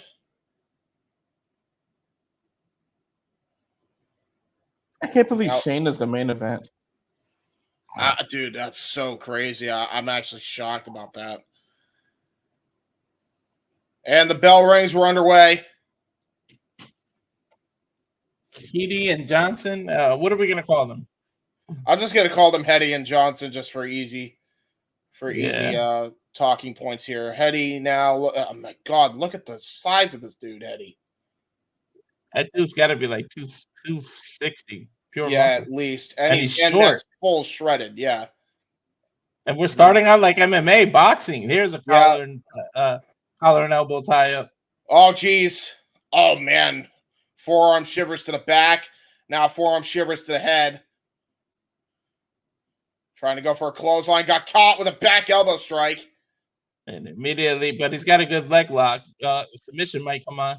He's almost got him like in a fireman's carry if he was standing up, but it's a weird... but oh man, look at the way he's pinned here. Holy hell. There is no pins. You can only win by submission or knockout. Yeah, but that was a great submission attempt here because that's still putting joints on the ligaments, even if it's not He going for a stretched him pin. out. He had his arms almost in the crucifix position and then just rolled him up to try to stretch him out. Yeah, that was a stretch muffler style pin. Yeah. Now here we go, going for the boxing technique again. Both men very good at Takedown. the stand-up game. And now look at this ground and pound here by Hetty. And Reversal by Johnson. Nice, great reversal by Johnson. Here we go. Both men now just trading strikes back and forth on the ground. And now look at this. Full control by Hetty. Leg lock. That was brilliant. Brilliant leg lock by Johnson. Looks like it's a heel hook of sorts. Not necessarily an ankle lock, but a heel hook. Yeah, heel hook. Great into counter. a sharpshooter. Yeah, sharpshooter attempt. Maybe it takes his cloverleaf of sorts. He can't get the legs right. Oh, whoa, that's unique. It's a Texas cloverleaf mixed with an arm stretch. Oh, Jesus, and he's just kicking him right in the back. Oh, no. Hit him in the back of he's the going head. for the I've page never submission. seen that. The page submission. Oh, now going to transition into the Fujiwara armbar. Fujiwara armbar with the leg over his own shoulder. Oh, my God. Oh, Jesus Christ. What are these moves, man? And then a running knee strike knocks him off. Okay. All right. Jeez. Dude, he has about He ain't more. playing around. I thought I've seen every stretch muffler, but that was like 15 different stretch mufflers that Hetty did. Yeah. In like It's Hetty. The crowd is chanting Hetty. Yes, they should. Oh, and there's Brian Johnson with the disrespect, spitting right in his face. Headbutt there. Spear. Using his now head Johnson in a going different for the way. ground and pound. Hetty with a transition to an armbar. That was a beautiful transition. Yeah, it was. Almost a double armbar into the leg position of a reverse figure four. Oh my God! It's What like is a Romero this? special. He's got to tap here. Here. I'm hurting looking at it. Yeah, dude. His entire body just got stretched out. And Oh, then nice Johnson gets shot, up with though. a right hand. Yeah, he did. Double knees. Now what? Oh, Jesus. The crowd scanning F the Phillies. Oh! Just broke his arm. Oh my God, he just snapped that shoulder out of place and now into a key lock. Gonna go for a crossface. This might be it, Walter. Yes, it is. Gotta be it. There's the tap. It is all over. Hetty with the win here in his GCW Bloodsport debut. What a win. What a statement. Hetty's got some crazy submissions, man. Yeah, dude. That was tremendous. I've never seen somebody stretched out like that. Look at the way he stretches him out, man. Got him The in a crowd key lock chanting armbar, Lucha transitions into it was basically a Rings of Saturn he submitted him with. Yeah, like in a reverse way. And then the crowd is chanting Lucha now. I guess he must be a luchador of some sort. Mm-hmm. That was a crazy sportsmanship. Is it going to be sportsmanship? No way, not with Johnson. He came in with a Philly jersey. Yep. Yeah, there Johnson he goes. backed out. Hetty went to go shake his hand, and Johnson backed out. Dude, those submissions were ridiculous. Dude, it was so good. That was awesome, man. What a submission. So I put in the private chat. I do know Brian Johnson. He wrestles down in MCW. He is known as the Mecca Brian Johnson, and he is a heel. So he plays a damn good heel. Like when I saw Brian Johnson, and then I saw, because like sometimes he'll have a beard, and then sometimes he'll be completely like shaven, like he was just now. And I'm like, and I saw on the back. Well, first of all, I saw the 76ers jersey. I was like, okay, this looks familiar. And then I saw Mecca on the back of his tights. I was like, son of a monkey's uncle. That's Brian Johnson from MCW. We're jumping right into Julius Creed. I'm not surprised. Considering that Matt Mikowski is not the most known name on this card, I'm not surprised they're going with this second. Why Matt not? is 2-2 in Bloodsports. This is Creed's debut. Okay. This is going to be fun. I'm loving it. Matt Is he going to get to use his WWE theme? I would imagine so. I can't imagine they wouldn't. I think Shayna used his WWE theme. Shayna used hers. Yeah. Yeah. Okay. Here comes Matt Mikowski now. So we're on to our next contest. And they get to use whatever they want, because I'm sure Shayna would pick some rock music that's not her music. Oh, yeah. We are now on Matt Mikowski versus Julius Creed. That's going to be our second contest of the evening. It's going to be a lot of amateur wrestling in this one. Yeah, damn right. Especially considering the two men involved. I mean, they both have amateur wrestling backgrounds, so expect this to be heavy on the ground. But Julius very similar. So much bigger. It's very similar to what we saw last night, I think, is what we're going to get here in this matchup, Walter, with the new welterweight champion just dominating his opponent. Muhammad taking the UFC welterweight title last night. Could be a very similar matchup in style here. One of these two could either make this a full-on blowout on the mat, or this could be a very even match on the mat. Man, Creed is actually being cheered. That's a little shocking right now. I'm very shocked, considering the fact that I imagine that this is a very different audience than what you typically get with GCW crowds, because GCW crowds by themselves, I know they've booed WWE guys in the past. I mean, they booed Zack Ryder when he first showed up in GCW, so AKA Matt Cardona. So, but they might boo Matt out of default because he's from Philly, and Brooklyn hates Philly. Yeah, but they have a lot of respect for Matt Mikowski. I know I do after his last performance, so I can't imagine that the Bloodsport fans are going to be too hard on him. And to be fair, he's not Brian Johnson, who's just rubbing it in their face. They said he's fighting out of the Ohio Valley. What, Brutus Creed Julius or Creed. Julius Creed? Yeah, makes sense. Not from Ohio Valley Wrestling, though. No. Bell rings. We're underway. Here we go in our second opening contest. Looks like we're going to go for... I was going to say, how quick do you think we go for a takedown? And it was instant. I can't even get the words out. Yeah, Julius Creed with a great takedown. Now I'm going to try to get Matt Mikowski to tap out, or maybe a ground and pound attempt here with the palm strikes. Matt Mikowski able to have good defense. Look how much bigger Creed is, man. Yeah, dude. He's freaking massive. Oh, look at this now. Matt Mikowski was trying to roll out of that takedown attempt, and man, this Creed is just too strong. Yeah, he is. Just great amateur German wrestling. belly to back. Great belly to back body slam here by Matt Mikowski. Oh, wait. Arm triangle. Trying to go for a triangle. Oh, nice reversal by Matt Mikowski. Look at the way his defense is, though. That was great defense by Julius Creed. Julius looking like he did back in his amateur wrestling day. And now both men going back to the stand-up here. Remember, no ropes. Nice ground. Just ring post and a ring. A leg kick by Matt Mikowski. Great leg kick. Yeah, you want to, as we said, you got to debilitate the upper base because that takes a lot of the grappling game out of it. And Matt Mikowski going to try to go use his kickboxing background. Ooh, great palm strikes. Creed took him right back down. Dude, that was a crazy palm strike. He damn near knocked Julius Creed out with that, and then he had to take him down immediately.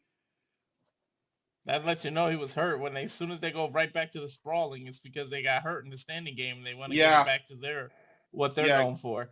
Julius Creed. Oh, look at this strength. Overhead. Oh my God. Wow. That takes core strength, James. Yeah, it does. Now a belly-to-belly suplex. He is suplex machine right now. It wasn't even a belly-to-belly suplex. It was just a full-on toss. now I'm going to try to go for the forearms right to the face.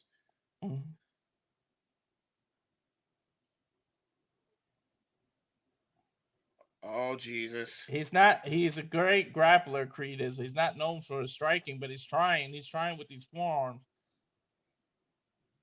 Yeah, and that's the thing. I think we know the strength of Matt Mikowski in this type of matchup because Julius Creed is a former amateur wrestler, and he was top of his class in amateur wrestling. Matt Mikowski has got a tough order in that department, but if he can hit a lucky strike like he did just then, he may have this win here against the WWE superstar, and that would be crazy. And look at this! Oh, he's got him! He's trying to go for the cross arm breaker here.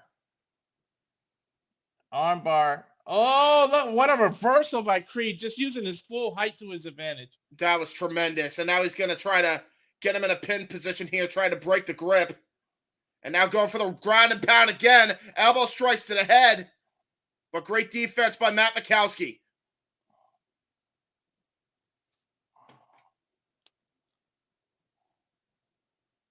Again, great defense by both guys here.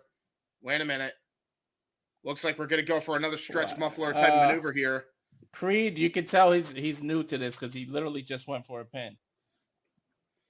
I don't know if it was necessarily that he was trying to go for a pin. I think he was trying to get a stretch muffler going similar to the last match. And now he's getting slapped by Matt Mikowski. And look at the frustration of Julius Creed and those forearm shots raining down. Holy hell! I wouldn't be surprised. A lot of wrestlers, do you know what the Darce choke is? That's what they go for. I wouldn't be surprised if Creed goes for the Darce choke. Oh my God, what a belly-to-belly suplex. Gonna go for a second one. Jesus criminy.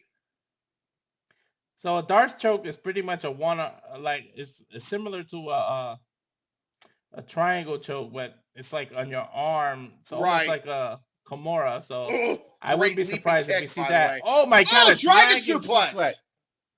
Running knee. And it referee checking on Creed to see if he's hurt, but trying to go for an arm breaker. Julius Creed, great defense again. Matt Mikowski's looking to separate Creed's hands there so he can get the cross arm breaker. Creed literally rolled to the top, and he might powerbomb him out of this position. And that is exactly what he's going for. Holy he did it. No! I thought he might have knocked him out, but Matt just hulked up. Well, I think this is going to be it. What a nice body slam. And now he's going to go for the Northern Lights Lariat. Going for the forearm shot. It is all over. It is all over. Julius Creed with his first win here in Bloodsport. By knockout. What a hell of a clothesline. It was those forearms that we saw earlier. He was doing the forearms. He got clean on the head this time. But it was because he got the wind knocked out of him, Matt did, by that slam right there. Dude, as we take a look at the replay. Referee jumped and made sure Creed didn't do any more damage. Yeah, that could have been bad for Matt Mikowski if he got any more forearms in. Hey, he's a better referee than the referee we saw last night at UFC, I'll tell you that. Yeah. Hunter, if you're watching this, GCW, this is how you book Julius Creed. This is how you book that. Dude, he booked him like a monster, bro. Wow, dude, that was so Told good. you. I told you. Dude. And it looks Something like about Julius that has just been so impressive since I first saw him as part of the Diamond Mine in 2.0. yeah. Yeah. Definitely. Something always about him had my eye as opposed to Brutus. As you were, Definitely, dude, if the Creed brothers ever separate, Julius will be the bigger single star. I agree. No doubt. Yeah, I agree. And it feels like Julius they are will coming be out to Brett, like different Brutus theme will songs. be Anvil. Yeah. Yeah. For sure. Are we going into Masha already? It looks like Yeah, she wants fight number redemption. 3, yeah. Yeah. One thing about Bloodsport, I like how smooth the matches are. This UFC needs to take a page from this. Yeah, like, man. The transition from one match into the other. Hey, and you notice there's not 15 million advertisements, Walter? Yeah, exactly. Or freezing. Or freezing, or buffering, or changing the channel midstream to UK sports. That happened too. Yeah. Yeah, you gotta love it. This is way better than that. I told you it was going to be anyway. Anybody could have done a better job than ESPN. This is the one. All right, this is one of the ones. I told you Masha didn't have the greatest Bloodsport record. She's 1-3. Yeah, that's not good for her. She's coming in. She is coming in with 3 losses under her belt, and they were all recent. Jody Thread looks like she's 0-1. Yeah, so she doesn't have the greatest record either, but she is a GCW original here. Running. They just made a mistake in production. They've shown Masha Slamovic's name under Jody Threat. Yeah, they did. Botch. Botch. Jody Pull Threat the with her Noah own Foster version card of, here. Botch. Yeah. Jody true Threat with her own Ultimate Warrior entrance. Like, what the hell was that?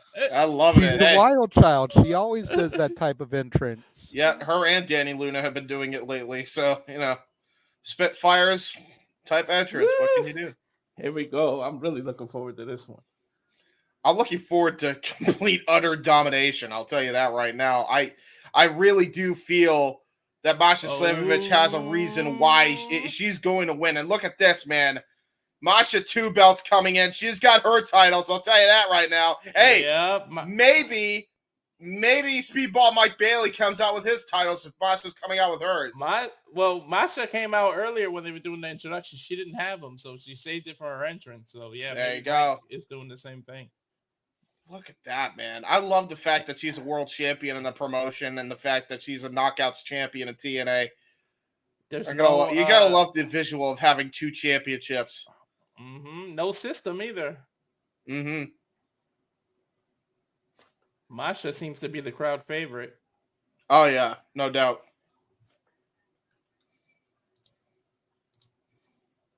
They have a lot of respect for Masha Slamovich for sure.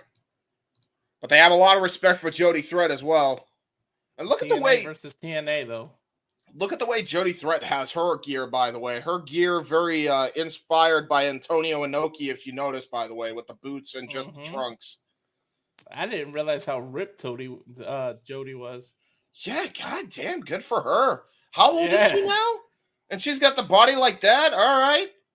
Good for her. Yeah, she's in her 30s. Really?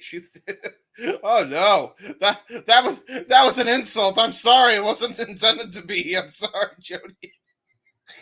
I'm sorry. I thought you were older. I apologize. Cool. That's not good. That's awful of me. It's because she's been in the game for so long. That's why. That's fair. Bell rings right away. Starting off slow. Yeah, Jody looks like she can match Masha's power, man. She is ripped. Yeah, I was about to say I wasn't expecting the power. Yeah, like the issue though is the experience. Oh, wait a minute. Good sprawl there by Jody. Whoa. She went for an overhead takedown and Jody just sprawled and ended up on top. I tried to go for an Masha armbar went though. Showing jiu-jitsu here for an armbar and a leg lock at the same time. Heel Yeah. hook. Oh, there it is. Yeah, heel hook full on. You'll notice Jody Jody is her way out of it. Yeah, Jody's on her side trying to get her way out of it. Masha just grabs the other leg with it. Oh, Oh, no. Oh, look at that. Masha's got to be careful because Jody has her leg too. Now Oh. we're going for a sprawl, rolling around, both back to their feet. Okay. Okay. Jody might surprise us here. No real advantage in that sprawl. Jody pulls Masha towards her in a slam. Ouch. STO. That wasn't just any slam. That was an STO, and now it looks like she's trying to go for the ground and pound. Oh, wait. Gucci Katami. Arm breaker. Cross arm breaker of her own.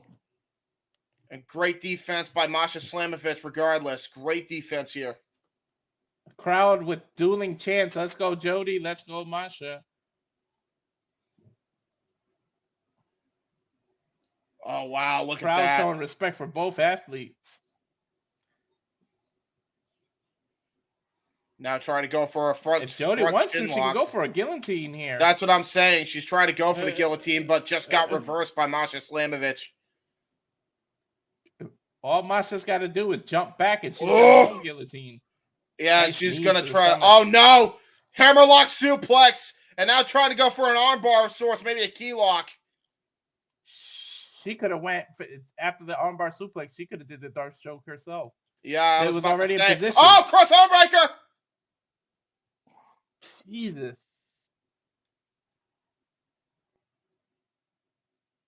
And now Jody threatened Jody's again. trying to reverse it. If Marsha could just break Jody's grip and her hands apart, she can get it. But she might get picked up and power bombed here, James. Oh, Jesus. There's that power you were talking about, Walter. Holy hell, what a power bomb. She landed right on the back of her head. Picking the ankle to protect herself there. A sprawl by Masha. She's in a wrestling sprawl, but Jody again can go right into a head submission here, right into the guillotine here, but turns it into a suplex. Yeah, snap suplex. Shades of the Dynamite Kid. Now trying to go for a ground and pound of sorts here. Masha trying to fight from underneath. Oh! Trying to Locks go for her that. hands. Yeah, trying to go for that cross arm breaker again. And look at just Masha holding on to that wrist grip for her life here. Masha looks like she's reversing their momentum here.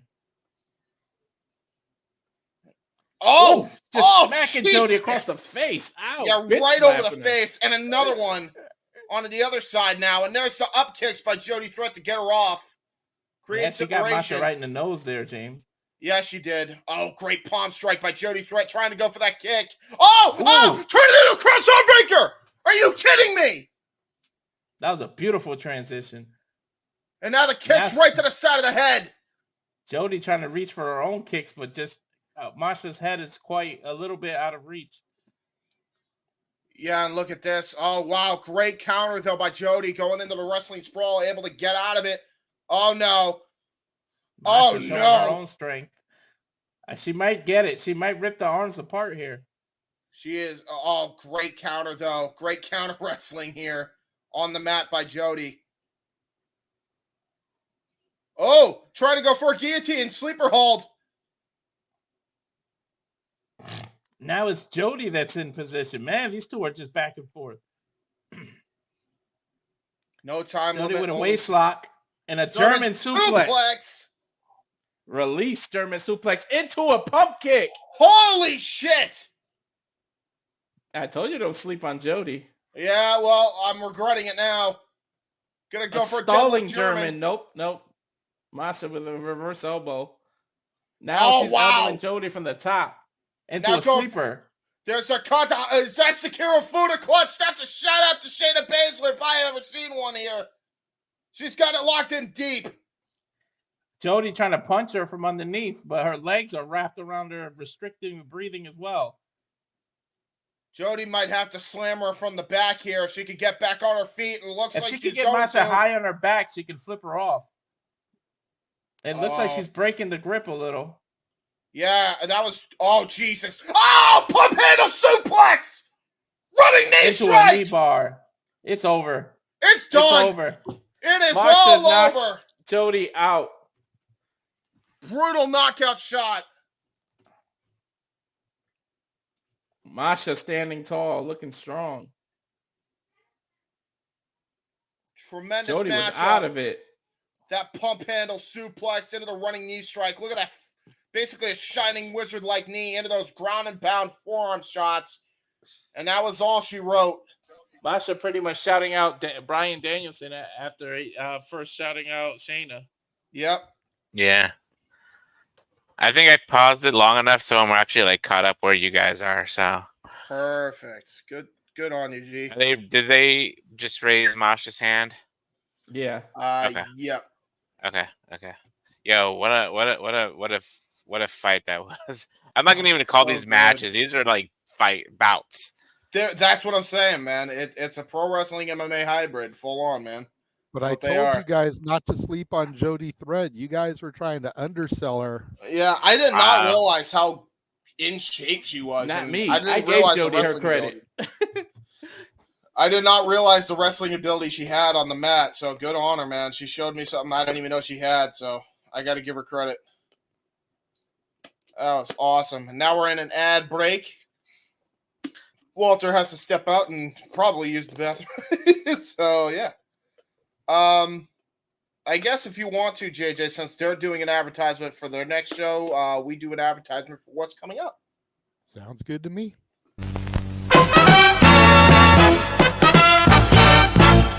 And now, preview time.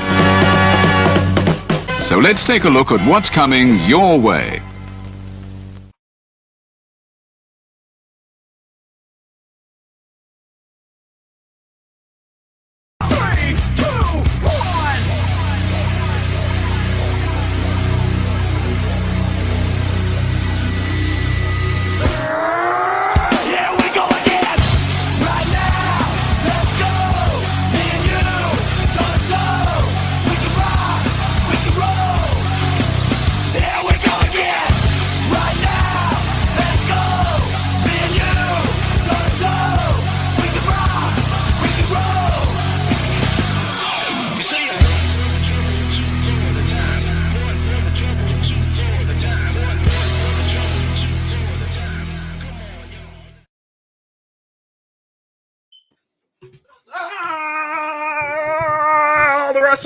All the wrestling.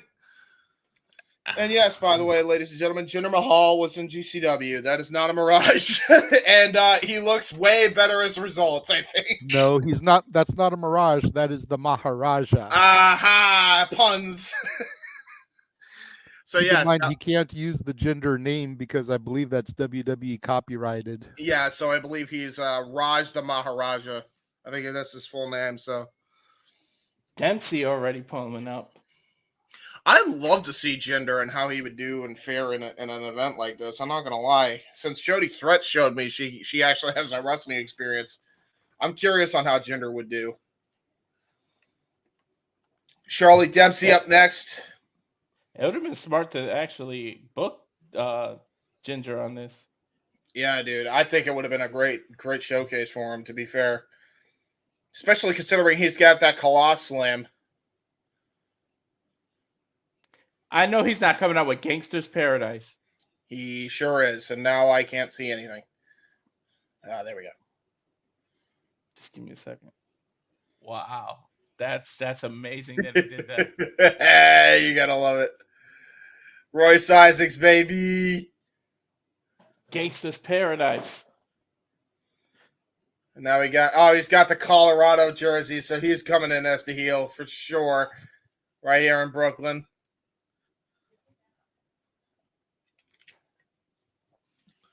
So I got Royce Isaacs versus Charlie Dempsey here. You know this is definitely going to be a Matt Clinic. There's no shortage on these two. Coming into Gangsta's Paradise is one thing, but if you're going to use Coolio, commit to the gimmick. Have the hair too. Right? Well, I mean, it's kind of hard to have the hair. He is bald, JJ. Have you never heard of a wig? Right. That's true. That's true. He could have came out with dreadlock wigs. And now here we go. Looks like he's going to be taking the jersey off now, and now this is going to be an interesting one, man. I see his father in him so much. Yeah, dude. And the crowd loves him. I believe he's coming off a win from GCW Bloodsport 10, if I'm correct. Mm-hmm. So Royce Isaacs definitely has got his work cut out for him, but if anybody can stop the momentum here in Bloodsport of Charlie Dempsey, it's definitely Royce Isaacs. Royce is 240 pounds? Yeah, man, he's a big boy.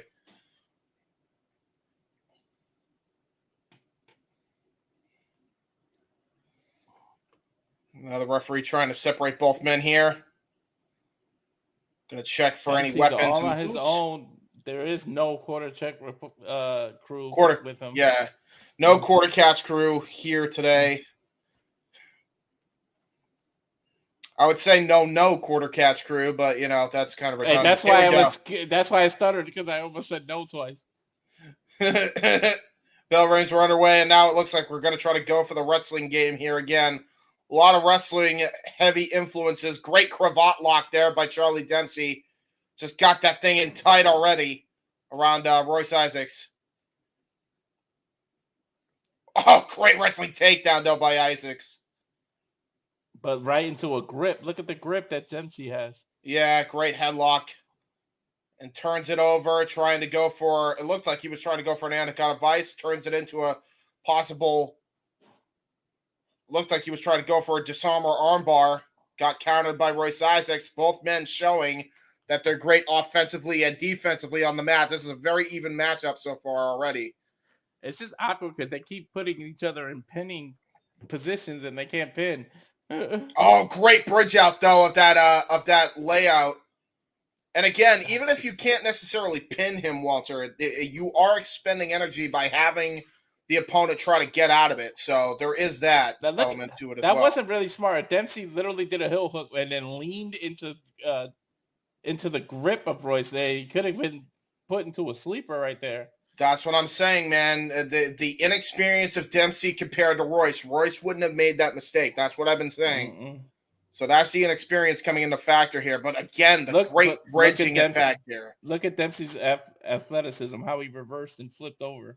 And now it looks like he's going to try to go for a Regal stretch, perhaps. I was just going to say, it looked like he was going to do a Regal stretch, but he changed his mind.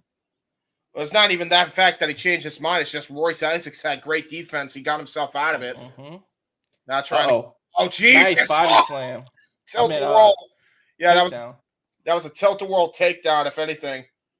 Now going to try to go for a possible sleeper attempt here, but again, got caught in the cravat lock.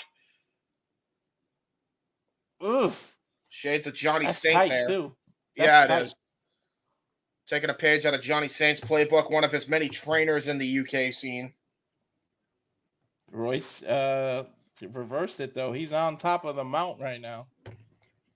Yeah, he's trying to go for a palm strike, but great defense again by Dempsey. Good sprawling by both of them. Now trying to go for a possible. Gonna try to go for a key lock. Muda lock. It's like a reverse. Yeah, Una lock. It was a reverse Muda lock, and he got the cravat lock. Great innovation there by Dempsey. He got Isaac too. Oh, Royce, good job pulling him into him so he can reverse it. And now he's into an ankle lock. Yeah, great counter. That was a great way to counter out of that. And that's what makes it so dangerous to be able to pull that off. And now just kicking the elbow right at the pinpoint of the elbow. But Dempsey using his long legs to be able to kick his way out of it. Yep. Both men back on the stand-up. Charlie Dempsey was trying to get feeling back into that leg after being caught in that ankle lock. That was the mistake there by Dempsey again. While that was a great innovative maneuver, you cannot make a mistake because he can easily counter that into an ankle lock. Now trying to go for a front guillotine, it looks like, is Dempsey. Yeah, he doesn't have it good, though, because he's on the side. You need to be on your back flat and have your opponent's head further under your armpit. Yeah, that's just... And a great, again, just expending energy because he has to try and bridge out of this thing. That's just expending more energy. Now going to try to transition into his own triangle choke, but great defensive again by Dempsey. Both men, this is the testament to Royce Isaacs and Dempsey, Walter. They're so good when it comes to the defensive in the mat game. That's what I'm noticing here. Yeah. Dempsey, I thought he was going to go for a triangle, but it's just... Royce is just fast, man. And both of them are just switching and switching. It looks like he's going for a Kimura. Yeah, trying to go for a Kimura. But look at the way Dempsey is using his leg to maintain leverage so he can't get that Kimura lock on there. Very smart there by Dempsey. Now trying to bridge out again. Even though he's expending more energy, that's what he had to do. And now he got him in a front chancery face lock here. Front face lock now. Ooh. Reversed it with his leg lock. Now he's trying to get an arm bar, but he's got his head locked in his legs as well. Yeah, great scissors lock.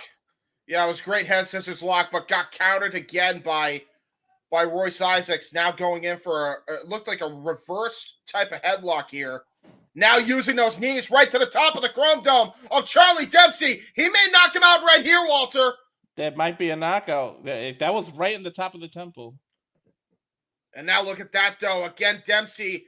Oh, what a But again, hook. Are you kidding he's me? leaning his back and giving his head up, and they could easily be into a choke. The only issue with that, though, is look at the way he's twisting his foot there. I don't think Royce Isaacs cares about anything right now but to get out of that hold. Yeah. Oh, my God. Look at the way he's twisting that thing, man. Are you seeing the words "not live" on the bottom? No, I am not. Now it says live. Yeah, I think keep in mind we had to try and sync up with G and J. Okay. So that's probably why. Oh man, a slap fest now. Now it's just pro wrestling full on. They're trying to test their might here. GCW chants. Both men exhausting themselves out of the slap contest here. And now they finally separate, possibly going to go back into the stand-up here.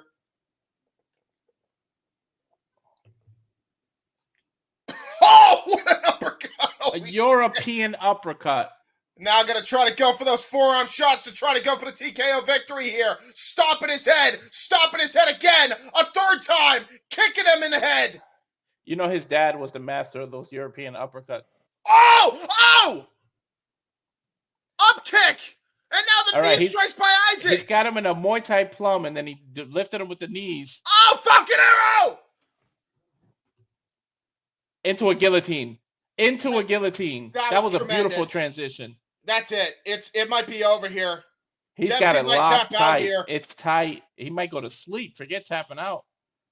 Oh my God, the resiliency of Dempsey to be able to still be conscious. Gonna try to turn this into a suplex, perhaps. It might be a Northern Light suplex. Exactly what he turned it into. And he deadlifted him, Walter. Into a Northern Light suplex and into a Kimura. Tremendous counter wrestling between these guys. It might be over, though. That Kimura's in deep. Yeah. Oh my God. And a knee to the gut. Oh, and Jesus. A dragon suplex. No, not even a dragon suplex. A butterfly suplex into a sleeper hold. Into a butterfly sleeper. Oh my God, these two are evenly matched. You got to be kidding me. Trying to go for the Fujiwara armbar here. This is ridiculous. This is wrestling, man. This is so wrestling. Mat wrestling at its finest, and now transitions into a leg lock.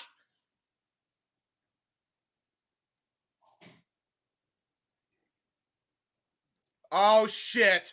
You don't want to be in this position. Regal stretch. Regal stretch. It's over. It's over. This might be a tap-out win for Dempsey here. Shout out to his dad. He literally has a Regal stretch. Oh, my God. Look at Royce Isaacs, though. He's still fighting. He might be able to break out of this. It looked like if he turns his hip, he can get out. That's exactly what he did. Turned his hip, got out of it. Now gonna go Sayano suplex right on the back of the head. Now transitions into a sleeper.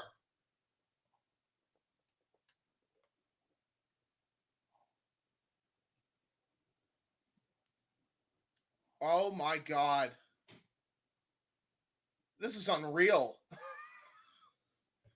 Oh, look at the blood, by the way, Walter. The blood in the mouth. You see what Dempsey is doing? He's bending back his wrist so that he can get out of this choke. Yeah, joint manipulation. Ouch. Oh, my God. This is incredible. Dempsey's back to a vertical base, James. How the hell? I have no idea. Oh, no. Butterfly suplex of his own. Oh, turns into a German! Drops him on his head, and now going for his own regal stretch!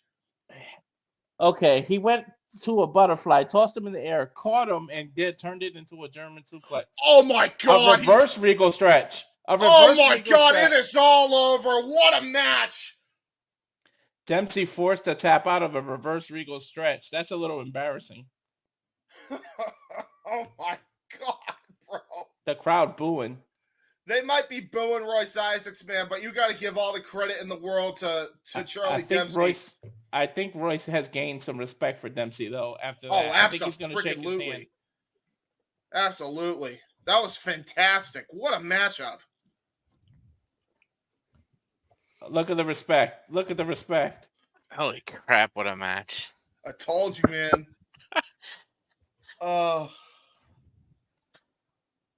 Dempsey put up a fight. You can never count out Dempsey. Like if he, so we were all, yeah. Go ahead, G.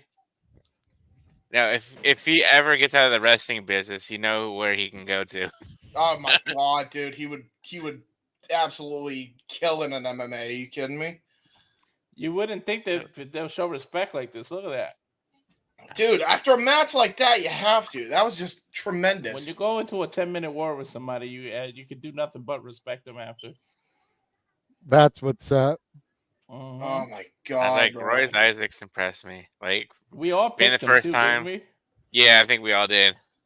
I think the only one that may have not picked him might have been JJ, but I don't remember now. Yeah, I didn't pick Royce because I wasn't familiar. I was, talking up Charlie, but definitely impressed by Royce's abilities there. Yeah. But like I said at the outset, man, can't count out Charlie Dempsey. He put up a hell of a fight. Yeah, man. I caught a cramp. Just watching that. Yeah, bro. Right. Shit, we're gonna be like exhausted after just watching these guys beat the holy hell out of each other. I think Mike Bailey's up next, people. Yeah. Oh, fuck me. The MVP of 2023. Yeah. You know what's funny? I had mentioned I never had seen Speedball before TNA, and I lied. He came down to MCW for Saint Shamrock tournament.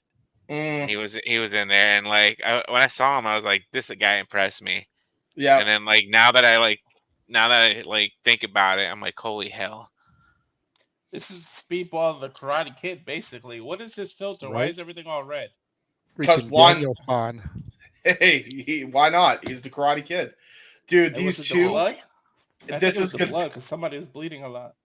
There's going to be a heavy striking contest between Akira and Speedball, by the way, because both men have martial arts backgrounds. This is not going to be a wrestling match. This is going to be a freaking kickboxing contest. Look, G, this is what I was telling you, G. Mike is 0-3 in Bloodsport. He doesn't. Yeah. Somebody's going to get their first win here.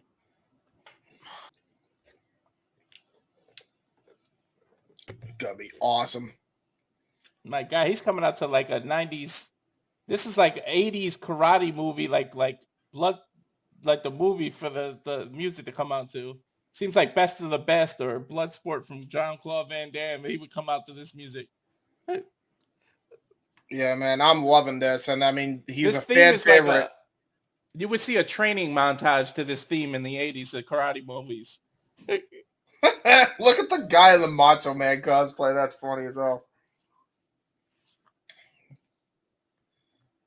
JJ's the movie guy. He knows what I'm talking about. You would definitely, to this theme, you would see a training montage in a karate movie.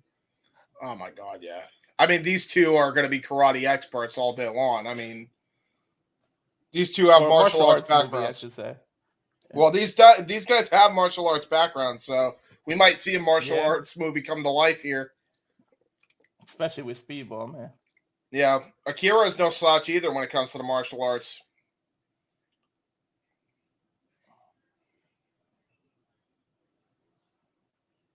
Man, Akira's a jazz monkey. Yeah, he is. Dude, he's a fan favorite in GCW. You can tell. Oh, and here comes Speedball. No title? Why? Maybe he's got it under the suit, under the gi, I should say. I doubt it. I doubt it. He would have had it already.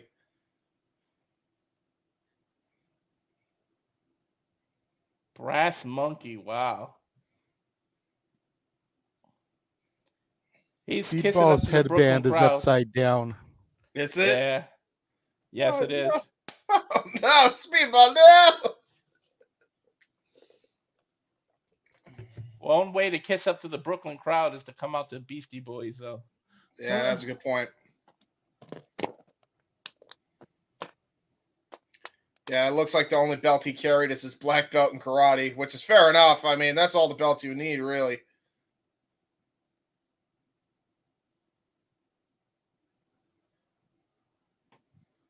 So Akira versus Mike Bailey here. Look at this dude's hair, by the way. The dude looks like he should be teaming with Alex Zane. Walter. Did you see how he was bleeding from that hair, though? Mm-hmm. His pink hair was completely red in the video package. Yeah, it was. And there's Mike Bailey with a kick flip. Uh-oh. You can't boo Speedball. No, you can't. I think these are two fan favorites from the sound of it here. Bell rings were underway. Oh, man, here we go. We're going right into a fire. We're going right into a firefight right out of the gate. Okay. All right. A couple of knee strides. Yep. God damn. Ooh, nice karate kick by Mike Bailey. And then another knee. Oh, jeez. Oh, my God. Oh! Face front slam. Mike Bailey could have got knocked out by that. Oh! Whoa, what a head kick. Great enziguri. Speedball is just trying to fight off the ground and use his speed, but that was beautiful. Oh, wow. Go. Oh my no! God. Leg lock, and he's hanging off of the apron. Yeah, and that's illegal, I believe, in GCW Bloodsport rules. You're not allowed to go for a submission on the apron. You got a 10 count to get back into that battlefield. That's why the ref started counting. Match back on again. Here we go. Another leg kick by Mike Bailey. Oh, Jesus. They're going back and forth with these kicks. I'm telling you, this is not going to be much of a wrestling match. This is going to be a striking affair more so. Look at Akira's ribs. Do you see how red they are from those kicks already? Yeah, double flip off there. Jesus, man. Mike Bailey able to pass his guard and go for some kind of submission here, but he didn't get it. Akira punching from the bottom. Now Bailey into a mount position. Yeah, just slapped the taste out of Akira's mouth. I don't know what Mike Bailey's trying to set up for. Possibly a sleeper hold, maybe. I'm surprised there's actually any mat wrestling to begin with. There was a great stand-up here. I think that's both best Akira strengths. making a fatal mistake. Akira, you cannot go belly first. You cannot give up your back. Oh, now beautiful elbow from the top. Yeah, just right to the side jaw. of the head, though. Yeah, it was right to the jaw for sure. Trying to dislocate that jaw. Trying to go for a sleeper now. He's almost going for a reverse Kimura the way he's got his arms, like a Kimura from the bottom. God now damn! He's on the defense. Now he's on the defense with these forearms. Great shots by Akira onto Mike Bailey. Oh, look at that, by the way. He cut him up bad. He cut him up bad, Walter. Look at that scar from that. It looked like a knuckle Bailey from bleeding? Akira. Yeah, that's Bailey. Bailey flipped out of the. Bailey flipped out off the canvas to try to get a separation. Oh, Bailey! Oh no, it's actually Akira bleeding. He must have gotten cut up. Yeah, it's Akira's blood, but Mike does have a cut. Mike Bailey has a cut under his rib, under his armpit, like right above his rib. Well, it wouldn't be Bloodsport without blood, am I right? Here we go. Both men back in the stand-up here. Oh, head kick! Oh! Head kick! Head kick! It is all over! Knockout shot for Mike Bailey! Holy hell! Not Leon Edwards eats your heart out, because that's how your head kick dead shot. That was a beautiful head kick out of nowhere. Dude, that head kick was straight out of Sugar Sean O'Malley's playbook. Look at this shit. Dude, Deadpool is the popular movie right now. They break the fourth wall. So I'm going to say whoever produced that was smart as hell, and I love you for it. The way they made that look legit with that head kick knockout right now. Akira is dazed. I think. Remember Street Fighter when you get dazed and the little birds are around your Wait head? a I think minute. we just saw that. What the hell? I thought that was it. I honestly thought that was it. It is. And a flip off. But a great show of respect by Mike Bailey to Akira. Bailey's shaking Akira's hand, but Akira still sticks up his middle finger, rebellious to the end. That was tremendous, man. What a head kick knockout. I thought they were about to fight again. I'm like, the match is over. What are we doing? That was a UFC style head kick, man. Man, these two should be a tag team. I was just saying. They might have Bailey something got there. his first win in Bloodsport rule matches. Dude, that kick was ridiculous, bro. I think he might have actually kicked. That was out of nowhere. He might have actually kicked him right there. He was dazed, man. He didn't know where he was at after this. Good matchup. So, yeah, Mike Bailey with his first win at GCW Bloodsport. Good shit. As we go back to seeing the Maharaja, I forget what his name is now, but they're showing Maharaja. Just call him the Maharaja. Yeah. God damn, great choke slam. Why didn't they have him do that shit in WWE? Why wouldn't you have him go for the choke slam? They forget how big he is. Look how big. He's like 6'5". Yeah. His name is Raj. Raj something. Raj Desi or something. Raj Desi, yeah. Yeah. Oh, he's still known as like it's Maharaja Raj Desi or something like that, or. Mm-hmm. I'm just gonna call him Maharaja because I might have to watch it. Like the pieces of shit that represent you. Wow. Oh, I saw this promo on TikTok the other day. I was like, where the fuck was this at in WWE? I'm telling you, man, he was so underutilized. It wasn't even funny, dude. Yeah. I didn't know you can curse like that in GCW. Oh, yeah. Dude, GCW, they do anything. Look, freaking Matt Ryder's the death or Matt Ryder. Matt Cardona. He's known as the Deathmatch King, but I might have to. Isn't he hurt? With this app, I might have to watch this GCW show that's coming up. I'm telling you, man, this is a great way to freaking get people into GCW, especially if you guys like hardcore wrestling and you like the MMA hybrid stuff. GCW is a very innovative product. I'm telling you. Do you think GCW is like the modern ECW, modern day ECW? Oh yeah, by leaps and bounds. It's very much.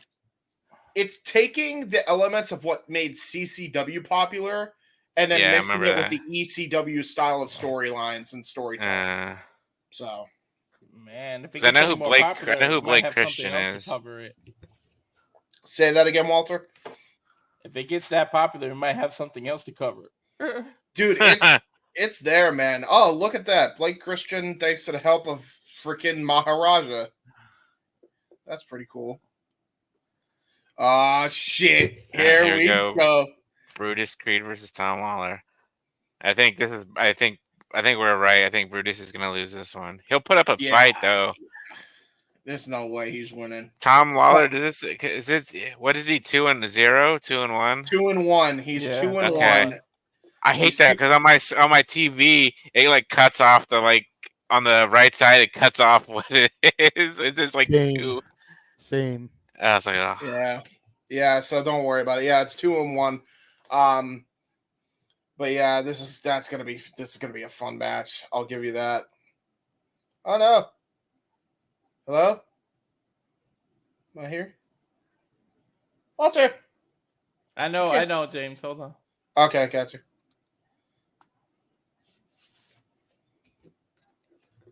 And there's Brutus Creed coming out now into the ring, into the fight pit, if you will. This is actually a fight pit. They're fighting in the pit. Brutus is huge, dude. Yeah, he is. He's a beefy boy. Beefy Brutus. Corn-fed. Corn-fed. You damn That's right. that crunchy strength, lifting them haystacks. Yeah, well, Or Tom Lawler knows a thing or two about that. Dude, country strength is something else, though.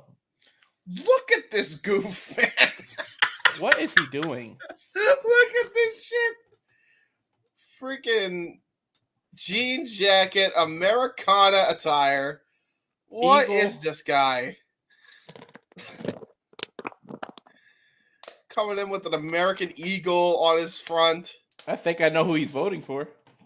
I don't know if he's voting. I don't think he's voting for Trump, but he definitely likes America. God damn, look at this shit. You know, reading JJ's private message, how the hell are we all already halfway through this? This is how you do a pay-per-view, man.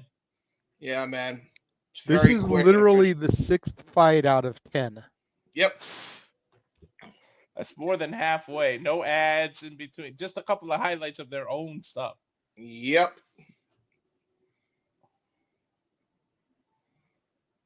And there's not many advertisements on top of that, so that's great. That's a bonus. There's even more America. Look at this guy. Everything is America. No technical difficulties. But Brutus Creed is from America too, isn't he? He's not from Canada. What's up with all the USA thing? I have no idea, but I'll tell you this right now. I mean, look at Tom Waller's attire, bro. Like he is he is Mr. America apparently in GCW. Look at this guy. It reminds me of Ken Shamrock. His body right now built. It's a guy like Ken Shamrock's body with Forrest Griffin's face. That's true. Absolutely. That's a great comparison. I wonder if Filthy Tom is trying to play a mind game with Brutus Creed and going the whole Apollo Creed, Rocky IV, living in America, red, white, and blue. Since he's fighting a Creed, he's doing that whole shtick. I wonder if it's supposed to be a mind game. Oh, look at that guillotine choke. Bell rings were underway, by the way. Oh, my God. But Brutus is so big, he just literally threw Tom off. Oh, my God, he did. Holy shit. There's that cornbread strength. God damn. Jesus, hammer fist over the head of Tom Lawler. What the hell? I don't think this might last too long, guys. No way is Brutus going to get an upset on Tom Lawler, MMA and pro wrestling legend here. Oh, my God, raining down forearm shots. Great defense by Tom Lawler, trying to use the wrestling sprawl to get him out of it. Making the same wrestling mistake, sticking his neck out too far and goes right into a guillotine. You cannot do that. That's the problem with wrestling. But look at the strength of this guy. Oh, my God. Spine on the pine, going for those forearm shots again. Tom landed on the back of his head. I don't know if you noticed, but he immediately grabbed the back of his head. Yeah, dude, he is not doing well. Triangle. Yeah, trying to go for a triangle, trying to desperately Brutus is just win. too beefy for that. Yeah, dude. Dude, it's like you can't even get a leg lock around him. Now I'm going to try to transition into a scissors hold possibly over his head. But Brutus great doing defensive. Beautiful bridging like Charles Dempsey was. Oh, no. Going to go for gator roll here. Tom might have to go for a ride if he picks him up. Yeah, taking a page out of Muhammad's playbook from UFC. Kimura. Oh, great. Beautiful transition. That is how you roll out of a Kimura. That was textbook reversal right there. This is great. Fireman's carry. Oh! That was almost an Olympic. That was almost an Olympic slam without the over part. Yeah. Throwing him. He just Samoan dropped him. That's all that was. And he dropped him on his head, by the way. That was a Chaos Theory Samoan drop. An American drop, I guess. Yeah, there you go. Chad Beautiful Gable drop. Knee. Great knee strike right to the body. And that was a knee to the liver, man. This is just pure domination by Brutus here. I'm actually shocked at how well he has gone up against Tom Lawler here. I'm not sure if he should have let him get up. I think he was doing great. What is he doing? Why is he letting him get up? He could have easily won it. I think he should have kept up the pressure on the ground. Dude, someone needs to book Ken Shamrock in Bloodsport. Oh, my God. You kidding me? Yeah, book Tom Lawler, Ken Shamrock immediately, please. Mm-hmm. Or Josh Barnett, Ken Shamrock. I'll take that, too. Now Tom returning the favor, letting Brutus get up. Good little respect by both men. Now we're going to go for a stand-up game here. Oh, man, the wrestling sprawl. Brilliant by Brutus. Going to try to go for a immediately goes for a single leg takedown. That was great. Oh no. Oh no, he set him up for a deadlift. German! You know who that was a shout out to? His new buddy in American. Oh, why would you try that? Why would you try that, Brutus? Why would you try that with no ring ropes? He tried to go for a springboard back elbow off the post with no ropes, and he almost got caught out with a sleeper Now he's hold. in almost like if he lifts him, he's going to be in a tombstone position. Oh, shit. Good point. Power slam. Shit. Power slam. Deadlift again. That's the second time he deadlifted him, and it is all over? Or no? No. I thought he waved it off, too. I thought he was knocked out. Oh, tried to go for a lariat. Got countered. He tried to go for the same clothesline his brother went for. And now look at this. Tom Lawler trying to go for a disarmer, possibly. Now Good elbows from the side. Yeah, hammer and anvil elbows. Oh, my God. Nice defense. Nice defense by Creed. Yeah, using that big, beefy arm, protecting his head.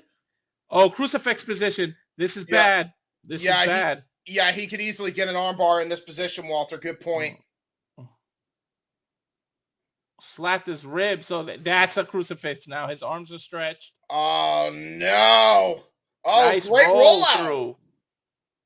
Oh, if he picks him up into like almost an F5 position. Oh, my God, Walter. He's going to put him in. He's going to deadlift him into a fisherman buster. Holy shit. Oh! He dropped him. He dropped him. Great lower of gravity by Tom Lawler here. And now those... What are these slaps? Tom is slapping the hell out of Brutus. But you might anger this big giant. Yeah, open palm strikes. I don't know if you should be trying to go stand up with this big dude. Oh! Nice calf kick, and Brutus went right down. And now he's got the... Oh! Knee strike right to the side of the head. Another knee strike, but reversed by Brutus. Yeah, I think he blocked at that time with his big-ass bicep. And then he caught the leg into a German suplex. Nope. Reversal. Got reversal. And Sakuri. Right to the back of the head.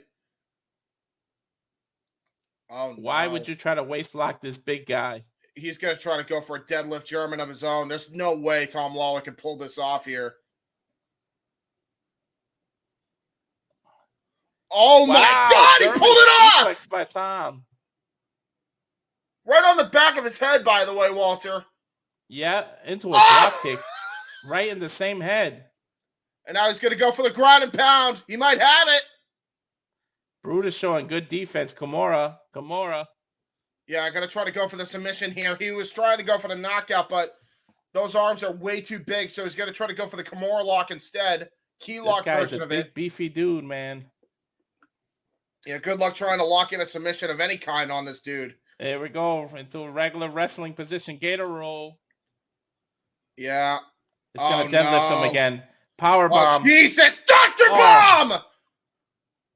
Clothesline. It's done. It is all over. Holy hell. Brutus Creed with an upset of the century against Tom Lawler in this Bloodsport debut. I was the only one that picked Brutus. Wow. Dude, look at this. They might as well use that as a finisher, man. That sit-up clothesline thing. Woo. Yeah, dude. Dude, that deadlift gut wrench powerbomb is just absurd strength, dude. Tom doesn't know where he is. He's waking up thinking he won. Fantastic. Dude, I've never seen... Holy shit, what a match. Dude, and then literally... Go ahead, Walter, first. He's literally a hybrid of Forrest Griffin and freaking Ken Shamrock. It's amazing. Yeah, he is. Yeah, he is. Go ahead, G. Go ahead, G. Holy shit. Like, I know Julius Creed's finisher on when he wrestles on Raw is that clothesline. But like Brutus, holy shit. Dude, that gut wrench powerbomb was it looks worse when Brutus does it because his arm is so much bigger. Yeah, I think Brutus was trying to go for the Brutus bomb off on from the posts. Yeah, but he forgot there's no rope. Yeah. Yeah, dude. That was crazy. He almost got caught out there, by the way, because of that. This is going to be crazy. Homicide and Santana are dude, next, I think. This is just going to be a street fight. They're going to have a full-on street fight in the middle of this arena. I almost guarantee that. in Well, Brooklyn. let me get this done while they still. Brooklyn. Yeah, do it quick. Quickly, Walter. Run fast. Dude, that's so crazy, man. I'm loving this show. Yeah. I didn't was really know what to expect with this, but this is impressing the shit out of me. Dude, Yeah, like when I heard that they were like when I watched Bloodsport 10, initially I watched it because Shayna was on there, and then like when I watched it, I was like, holy hell! Yeah, and then like loving when it. they announced Bloodsport 11, I'm like, and Shayna was on the card again, and obviously the creator, everybody else is on there that I know. I'm like, holy shit! Yeah, I mean they got some good athletes too, just in GCW base. I mean they got a really good storylines too. Like Okay. the way they're advertising everything is very, very brilliant. By the way, Mike Santana, 0-0 in Bloodsport. We already got one loss for Homicide in Bloodsport, so both men trying to go for their first win here. Well, yeah, man, There's Santana. They both represent in New York. Yeah, this crowd is going nuts for Mike Santana. I'm telling you, they're gonna go just as nuts for Homicide. Oh yeah, for a fact. I mean, come on now. It's the OGs versus LAX all over again. Let's go. But yeah, man, like GCW as a whole, they got really good storylines with their base shows that don't involve Bloodsport, and then you add the Bloodsport element to that when they do Bloodsport. I mean, I'm telling you, they got such a unique presentation. I remember I didn't like GCW because I thought they botched the world. They have sincerely bounced back since those days, like big time. So good for them, man. I'm happy that we got another alternative in the wrestling scene for sure. Yeah, because these shows kick ass anytime we watch them. So I got to give them credit.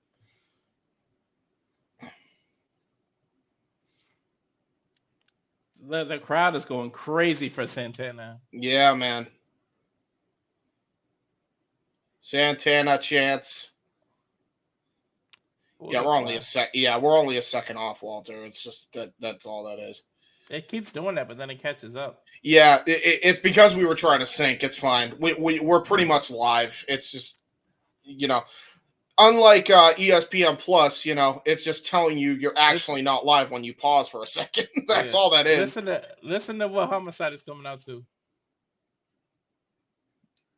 Hey, da da da da da da.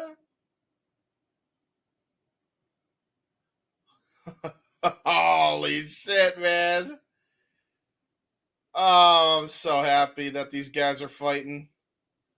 Homicide chance by the Brooklyn And he's coming faithful. out with a Notorious B.I.G. shirt. Yeah, damn right, as you should, brother. Right out of Brooklyn. Dude, this crowd is going insane for these guys. I'm telling you, this is going to be a street fight. There's nothing to it. I almost expect this to spill the floor with how these guys fight. Like, they don't care. This is the match that I expect somebody to wear a crimson mask. Oh, yeah. No, they're going to beat the shit out of each other. And then they're going to hug after because it's like, no hard feelings. Def Jam. This match brought to you by Def Jam, Fight for New York, Def Jam Vendetta, and the entire Def Jam series.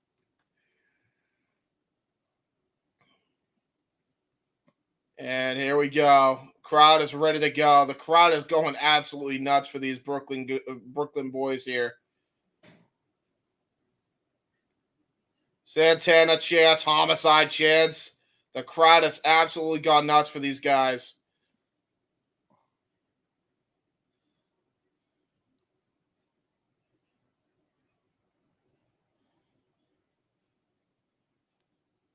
Dude, 5150 represent. Let's go.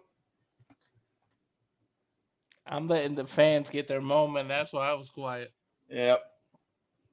If there's dead air, we're just letting it happen. We're letting this moment. Notorious 187. Yeah, damn right. The last outlaw, baby.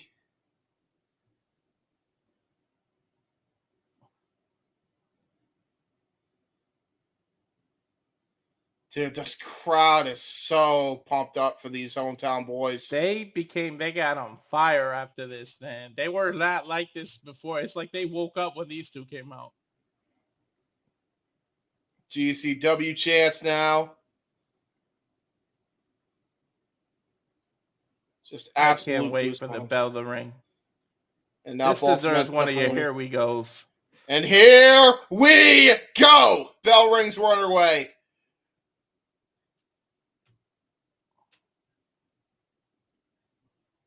Man, to think I have seen every iteration of these two in LAX, and now I'm seeing them fight here in Bloodsport 20 years later since the group formed. Like, holy shit.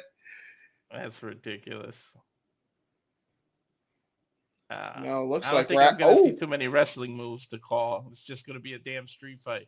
Well, I was about to say that, but then Mike Santana actually went for a sprawl, which I think took Homicide by surprise. And now Homicide actually having to kind of go with that game plan. Maybe we might be on the wrong page here. I guess. Nice headlock by Santana. Santana gripping Homicide from behind and just throws them. They're both sprawling now. And we saw nice takedown by Homicide. And we actually saw this. We saw that Mike Santana could go with the best mat wrestlers in the world. We actually saw that at Prestige not too long ago with Shelton Benjamin. So we know Mike Santana can get it done in the ring.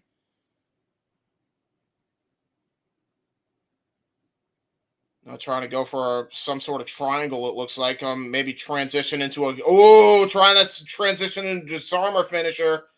Homicide might have to go on to the outside to protect himself here. Look at Homicide using the apron. Yeah, he did. Referee admonishing him, giving him a warning here. The referee can say whatever he wants to Homicide. It's going to fall on deaf ears. Oh, yeah, for sure.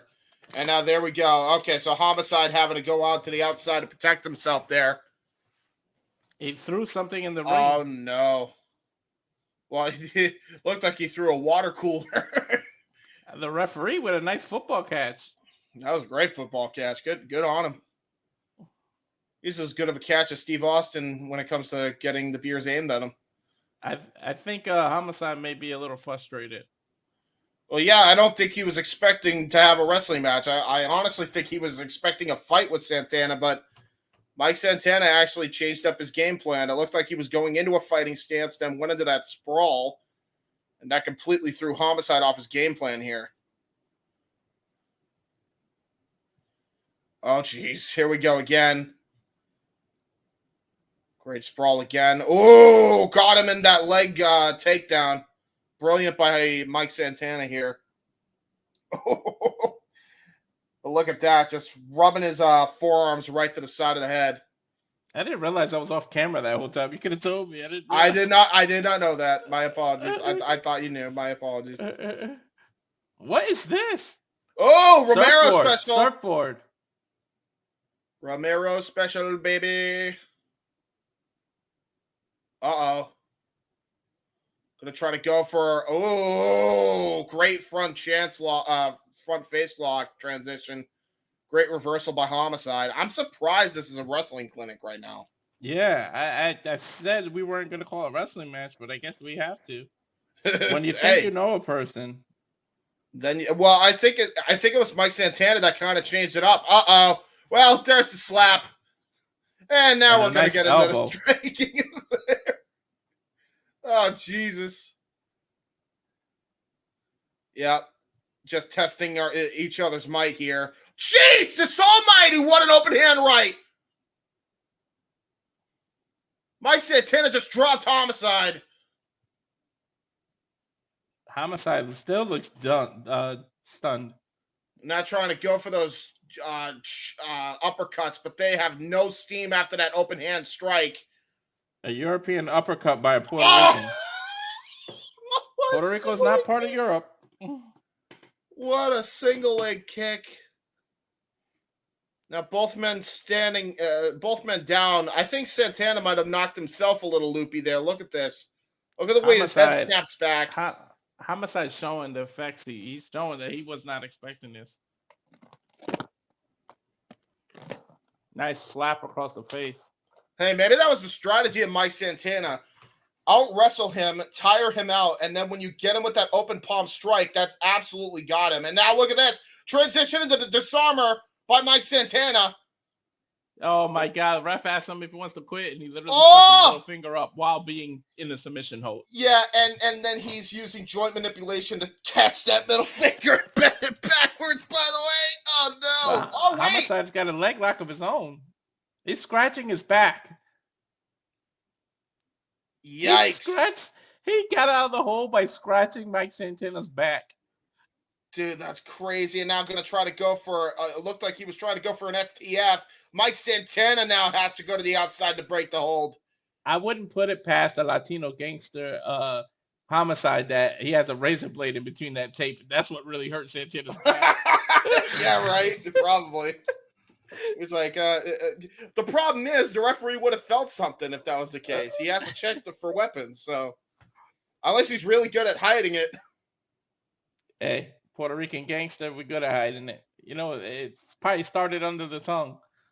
Trying to go for that sprawl immediately and takes him down, but got caught in a guillotine by Homicide. A great counter out of it by Mike Santana. Homicide is just doing anything. He's literally just squeezing nose, squeezing his mouth. Yeah, squeezing his nose, mouth, fish hooking him. Uh-oh. Trying to go for a ripcord of some kind, and Mike Santana goes towards the post to try and break it up here. He's holding the post. Trying to go for, it looks like he's trying to go for a capture suplex, probably a release capture here, Walter. But just holding on to that post to make sure it don't happen. Couple of back elbows by Santana. Uh-oh. Going for the cutter. He got it. Ace Crusher. He got a cutter. Going for a power driver. Oh, no. Power bomb. Oh, holy shit. That might be it. Yeah, that might be it, honestly, Walter. It should be it. Homicide looked out of it from the power bomb. He looked out of it. Gonna go for a submission attempt here for the rear naked choke. Homicide trying to stay in it. Has too much pride in them to quit.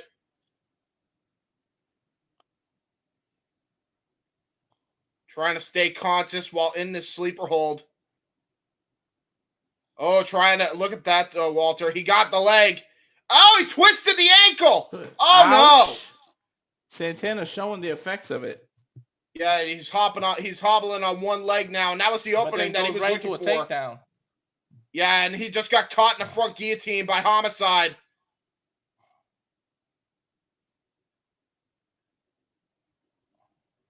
Oh, grabbed his own nose. Him in the mouth? Yes, he did. After grabbing his nose.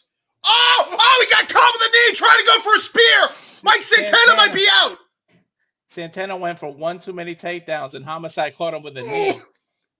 And now we're going to explode or shout out Eddie Kingston. Get well soon. Homicide taking a page out of his partner.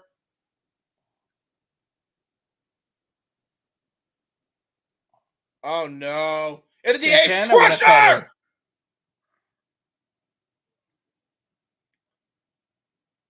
He's still in it. Did he try to knock him out with a cutter there? Yeah, he did. Yeah, he did, but it's not enough to get him knocked out. Homicide telling the ref to keep checking on him. He says keep checking on him. Yeah, he's definitely not out yet.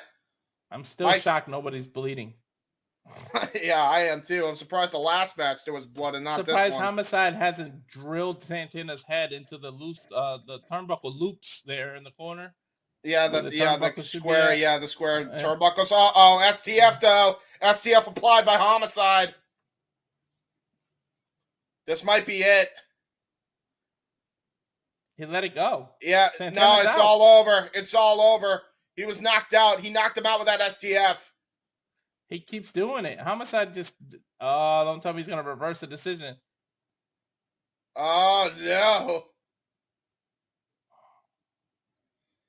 Yeah, okay. Homicide almost tried to bite the ref's hand. Homicide's unhinged, bro.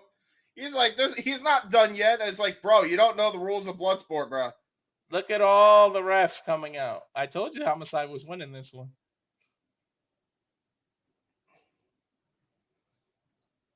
The crowd chanting, let them fight.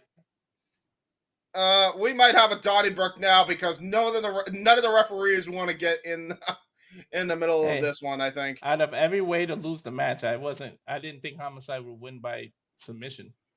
Well, he did. It wasn't even necessarily that he won by submission. It was the fact that he literally caught him with that knee flush, and he has been out of it ever since. But he tried to stay conscious. The minute that STF was applied, the referee had to call it for his own good. Can we get the reunion? No. Dude, they completely disrespected the raise of the hand ceremony. They didn't even want it like that. They want to have another match. They may want a regular pro wrestling match out of this. Santana might show him respect. Yeah, Homicide shows respect Or to Mike Homicide, Santana. yeah. Homicide with the victory here. It's his first win in Bloodsport that makes Homicide 1-1. All right, James, I'm going to try to make this quick. That was crazy. That was great. Love that. Good match. Enjoyable. I'm surprised that match went as long as it did. Yeah, right?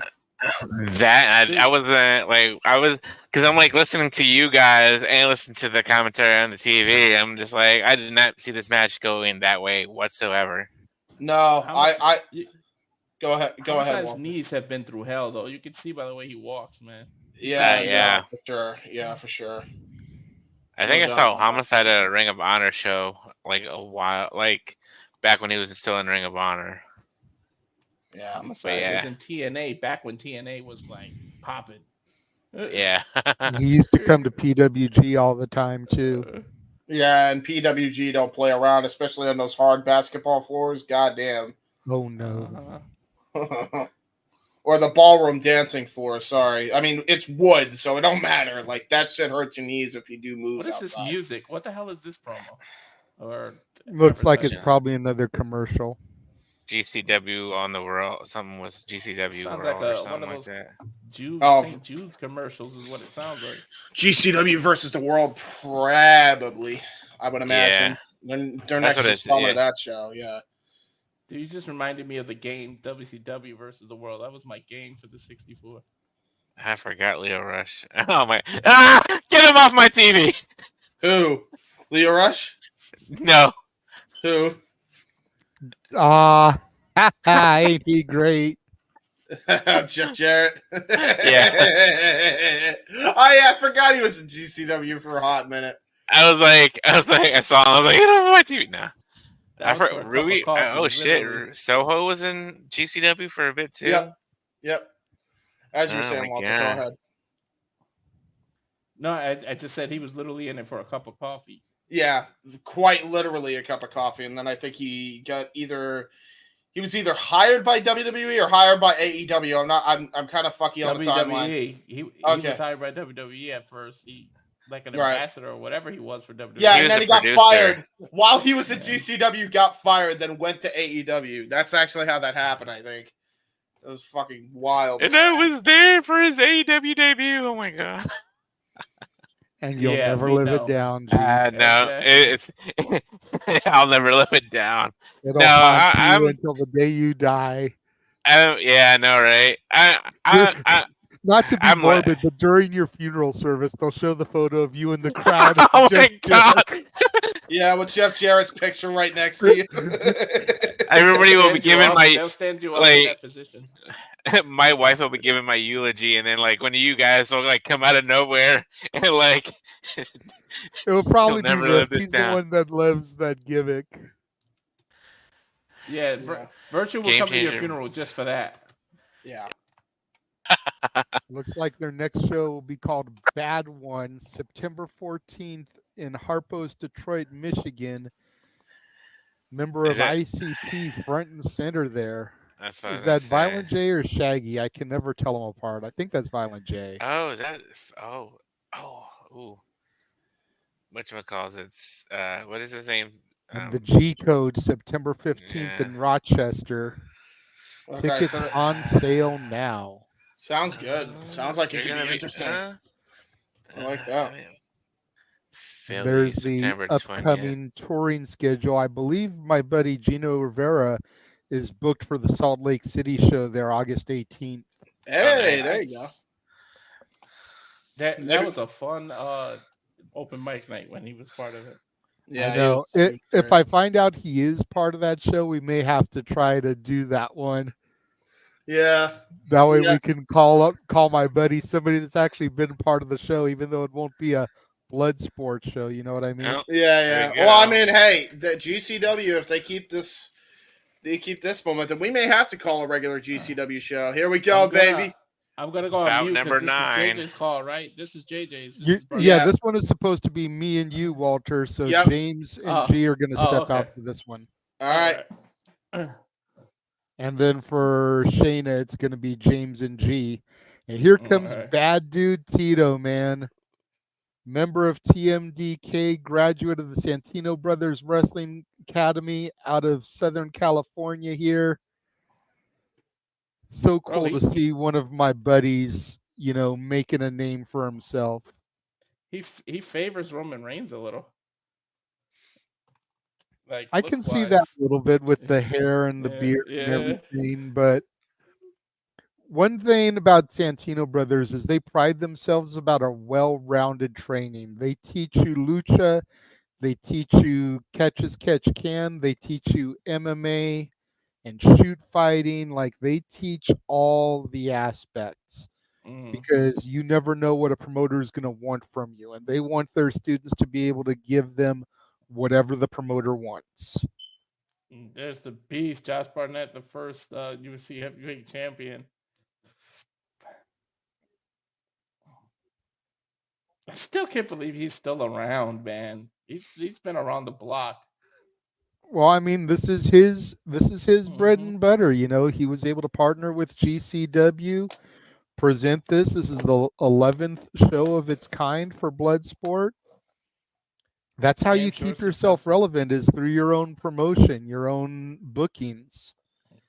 That way you keep yourself fit and in condition, the whole nine. Go ahead and come on camera for this one. Yeah. C-Speed Avatar Man for this match. And Tito giving the double bird to the GCW faithful here.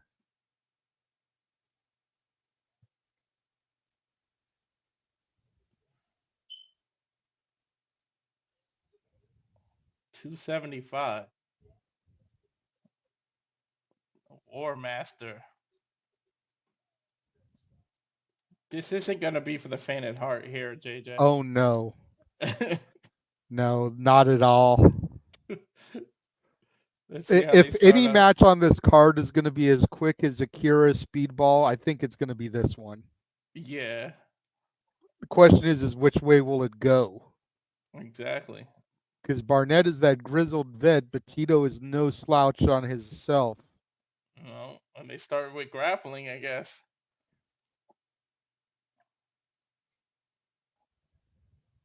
Oof. Tito already taking over Josh Barnett. And Tito's giving up, what, 30 pounds here? At least, yeah. But what he gives up in weight, he makes up for in youth. Exactly. He's probably about a good 15 to 20 years younger than Barnett.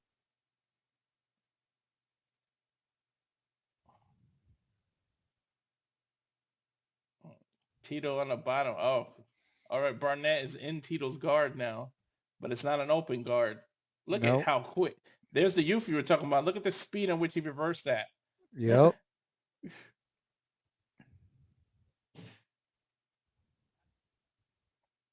trying to get leverage on Josh now with like a reverse headlock, but right in the Barnett's knee range.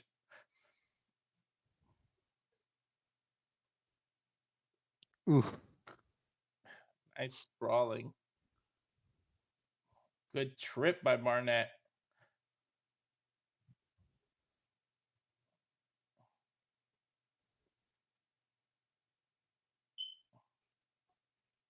Barnett looks like he's trying to go for some kind of leg submission here. Heel hook, ankle lock, something. Guillotine by Torres. What? The sprawling by Barnett to get out of it. Yeah, that goes to that experience. Mm-hmm.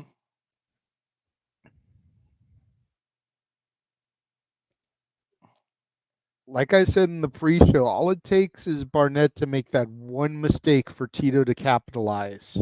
Exactly. Tito's trying to go for a cross arm breaker, a couple of hits with his calf to try to break Josh Barnett's grip, but Barnett reverses it. I've noticed a lot of people try that cross arm breaker tonight. That's one of those go-to UFC submissions. It's a Ronda's. It was Ronda's bread and butter when she was in the UFC. It works, man. How easily you could dislocate somebody's elbow from that position is ridiculous. Look at Tito rolling and sprawling with this guy. Telling you, Mm-mm-mm. I haven't like technically taken the courses of Santino's, but I have physically been there and watched their training regime. Me and Jeff did a whole interview segment, did a whole week of coverage back like almost 15 years ago from Santino Brothers and talking to the trainers and sparring matches we got footage of. These guys are no joke. Oh, Barnett literally tossed Tito right out of the ring. That causes a break because the referee, you can count. Referee you can count to 10 here. Ooh, just chucked Tito to the outside there. Yeah. I don't think that goes with the Bloodsport code of conduct that they've been talking about, and it's Barnett's own Bloodsport, so he should know the code better than anybody. Right? Ooh, Tito with a nice running knee out. Shades of Bryan Danielson, that psycho knee. Beautiful suplex. Floats over. Now it looks like You he's see trying how to get... instinctively, though, Barnett went to go clasp his fingers so that Tito didn't go for a submission. But he's still trying. He's trying to get him in a Kimura, it looks like. But the grip of Barnett, if he doesn't break the grip, he can't get the Kimura. Now he just gets on top. And to James's point, we already saw Filthy Tom Lawler get upset by Brutus Creed. The same thing could happen here. Oh my God, these elbows by Tito. That'll lay a man out. Definitely. Look how red Barnett's forehead is, too, after the elbows. Believe it or not, our very own stat boy actually trained with Santino's for a little while. He was going to be a referee for them. But you still have to go through some of the same training as pro wrestlers because referees take bumps. Exactly. So our very own stat boy has trained with the likes of Tito and Gino and some of the other guys that went through that camp. Nice. Man, these reversals, man. You get nobody. Every time somebody gains momentum, it's completely reversed. Ooh. They're just tangled up here, JJ. I don't. I'm taking it that the JLB, those are his initials. The L is Barnett's middle initial. I'm assuming. On his boot there. Yeah. Josh something Barnett. Yeah, nice body shots by Barnett. He's going for this. He's trying to break Tito's grip so he can put an arm bar. And again, Tito keeping those fingers clasped so that Barnett can't set him up there. Tito reversing out. Tito just deadlifted Barnett. Yeah, he did. I'm maybe about 5 seconds behind you, but it's not a big deal. So that's why I'm not reacting as quickly as you are to some things. All right, hold on. Let me. No, leave it alone. Leave it alone. You don't want to mess up for G for the main event. He's in sync with you. Okay.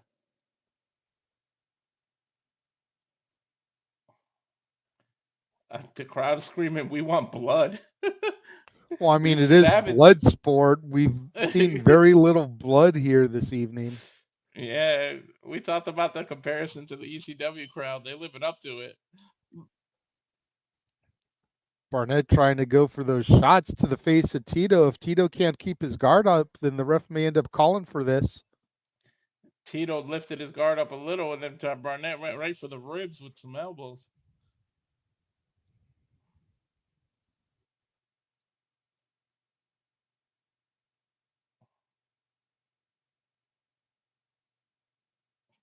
Beautiful knees while trying to fight out of the guard by Barnett. Might go for a tiger suplex or a butterfly suplex.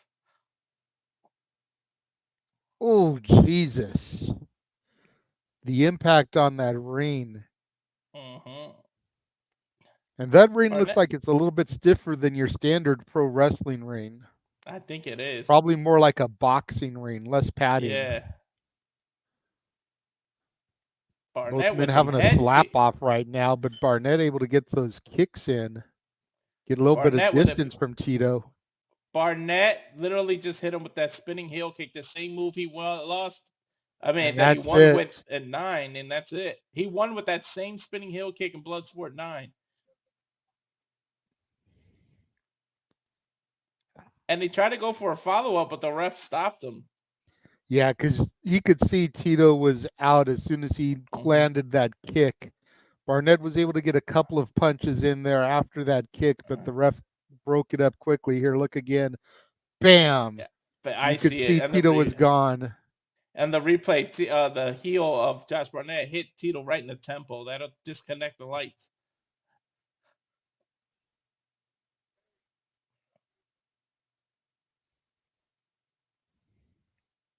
Hell of a showing by my boy, Bad Dude Tito. Yeah. There's your winner, Barnett. Let's see if we get mutual respect. Yeah, we do.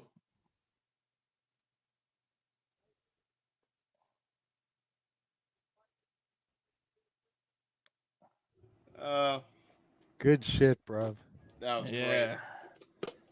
Barnett looks a little worse for wear there. Like, I don't think he was expecting Tito to take it to him like that. What the hell? Somebody just jumped in the ring. Who's that? That MVP?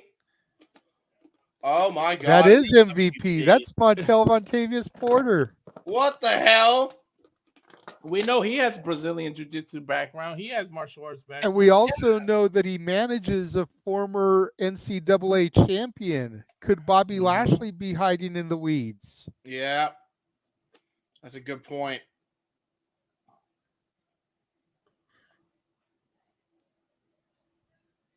You want to fight?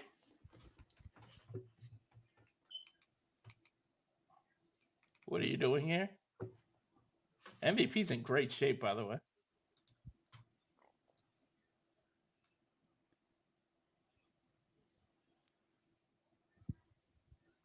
Oh, wow. Friends Okay, for a so long there's time. history. Okay. He's the reason I got a black belt in Brazilian Jiu-Jitsu. He gives Josh Barnett all the credit.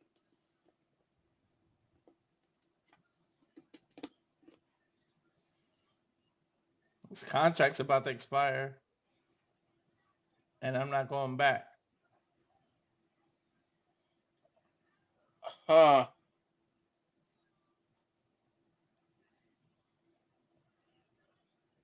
Oh, shit. MVP just challenged Josh Barnett to a Bloodsport match before he can hang it up. Okay. I'm for it. Crowd chanting Bloodsport now. As they should.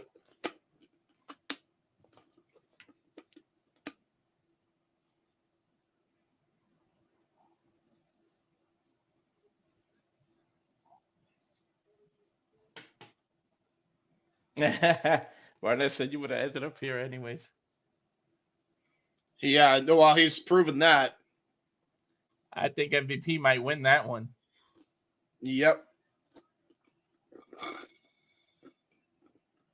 I'm loving it.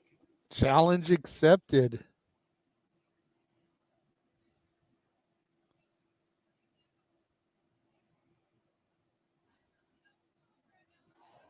This is the land where the Hurt Business cashes the most checks.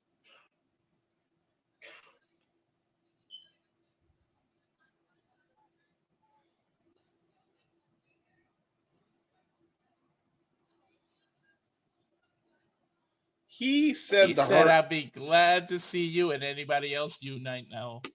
That's a little bit of a tease there, JJ. Yeah, it is. Yeah, it is. I want to see the Hurt Business and GCW. Dude, Let me get Shelton Benjamin up in this bitch. Yeah, Cedric. I'd love to see what he could do in here. That knee looks pretty good too. I'm loving it. There we MVP, go. No cane. Hitting the no pose. cane, guys. No He's cane. walking with no cane.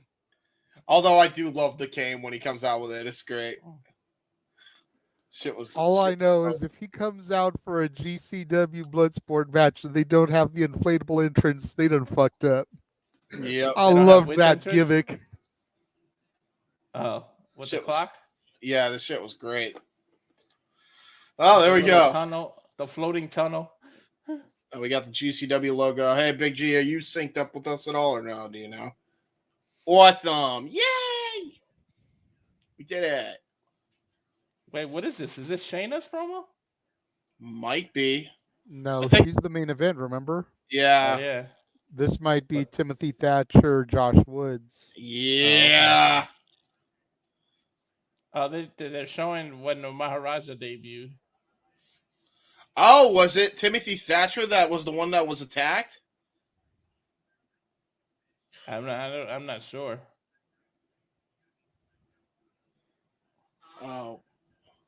Oh shit. Yeah, it was Maharaja who debuted. Okay. Dude, that crowd popped when he came out, by the way. That was crazy. That's probably the biggest pop Jinder's ever gotten. Is this dude really wrestling in fishnets? Oh yeah, there's a guy named Effie. I think that's Effie, who's he's eccentric, we'll just say. We'll just put it that way. Yep. Yeah. Well, I mean, we've had the likes of Adrian Adonis and Gorgeous George back in the day, so it's not a huge surprise. Hey, guys, there's a prohibited portal. GCW is fighting August 2nd in Cleveland. What's the next day?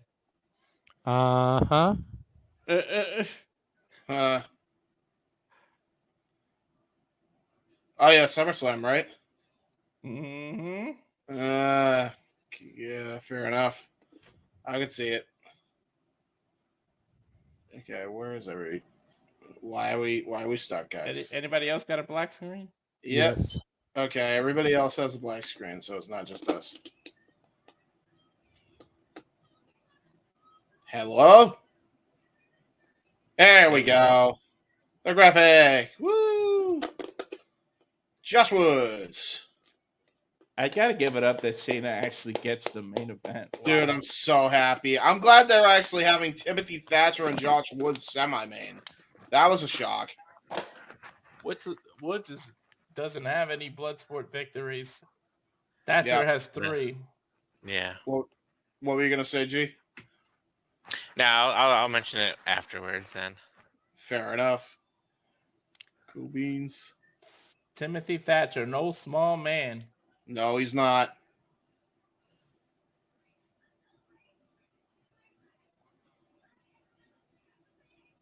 I love all the themes that they get to come out to. Yeah, dude, I love it. I love that they can use copyright music because it's an indie and nothing's crazy about it. Yeah, doing the foot scrape is great.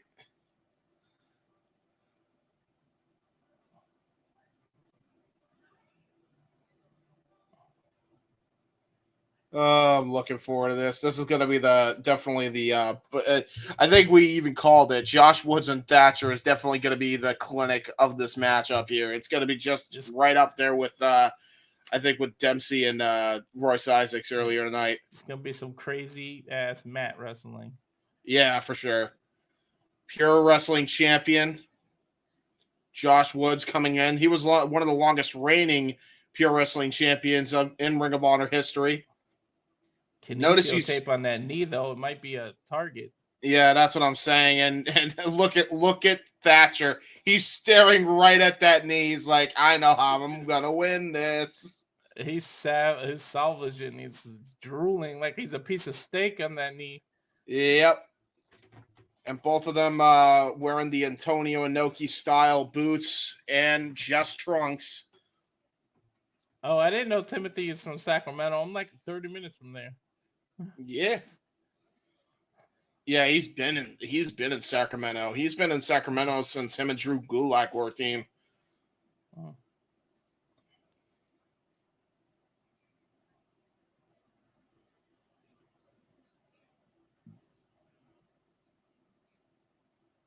You better put that mouthpiece in. You're gonna need it. Yep, the technical beast versus the master technician here. Technical beast versus just a beast. Bell rings. Here we go. Semi-main event underway. Timothy Thatcher, Josh Woods going for a collar and elbow tie up right away, trying to get an advantage. A lot of pushing and shoving. Somebody's trying to get an advantage, but nobody can get it. Yeah, one of them's going to have to sprawl, I think, to try to go for a takedown. No, it might be Thatcher before Woods. Yeah, for sure, especially with that knee. Woods looks like, I thought it was going to go for belly to belly. Oh, nice trip. Great Woods trip, with a yeah. trip. Yeah, back trip there into a takedown. And then he's trying to lock his arm in between his legs to get the face open. Yep. Timothy Thatcher saw it coming, though. Yeah, Thatcher's experience when it comes to the mat wrestling game for sure. Thatcher trying to go for a single leg takedown. Yep. Look at that leg lock, though. Look at the way he's got that knee. And he's targeting that bad knee, by the way. That's the one with the kinesio tape. He has absolutely zeroed in on that, and he was patient to get to that knee, to get that pressure on the knee and try to twist that ankle.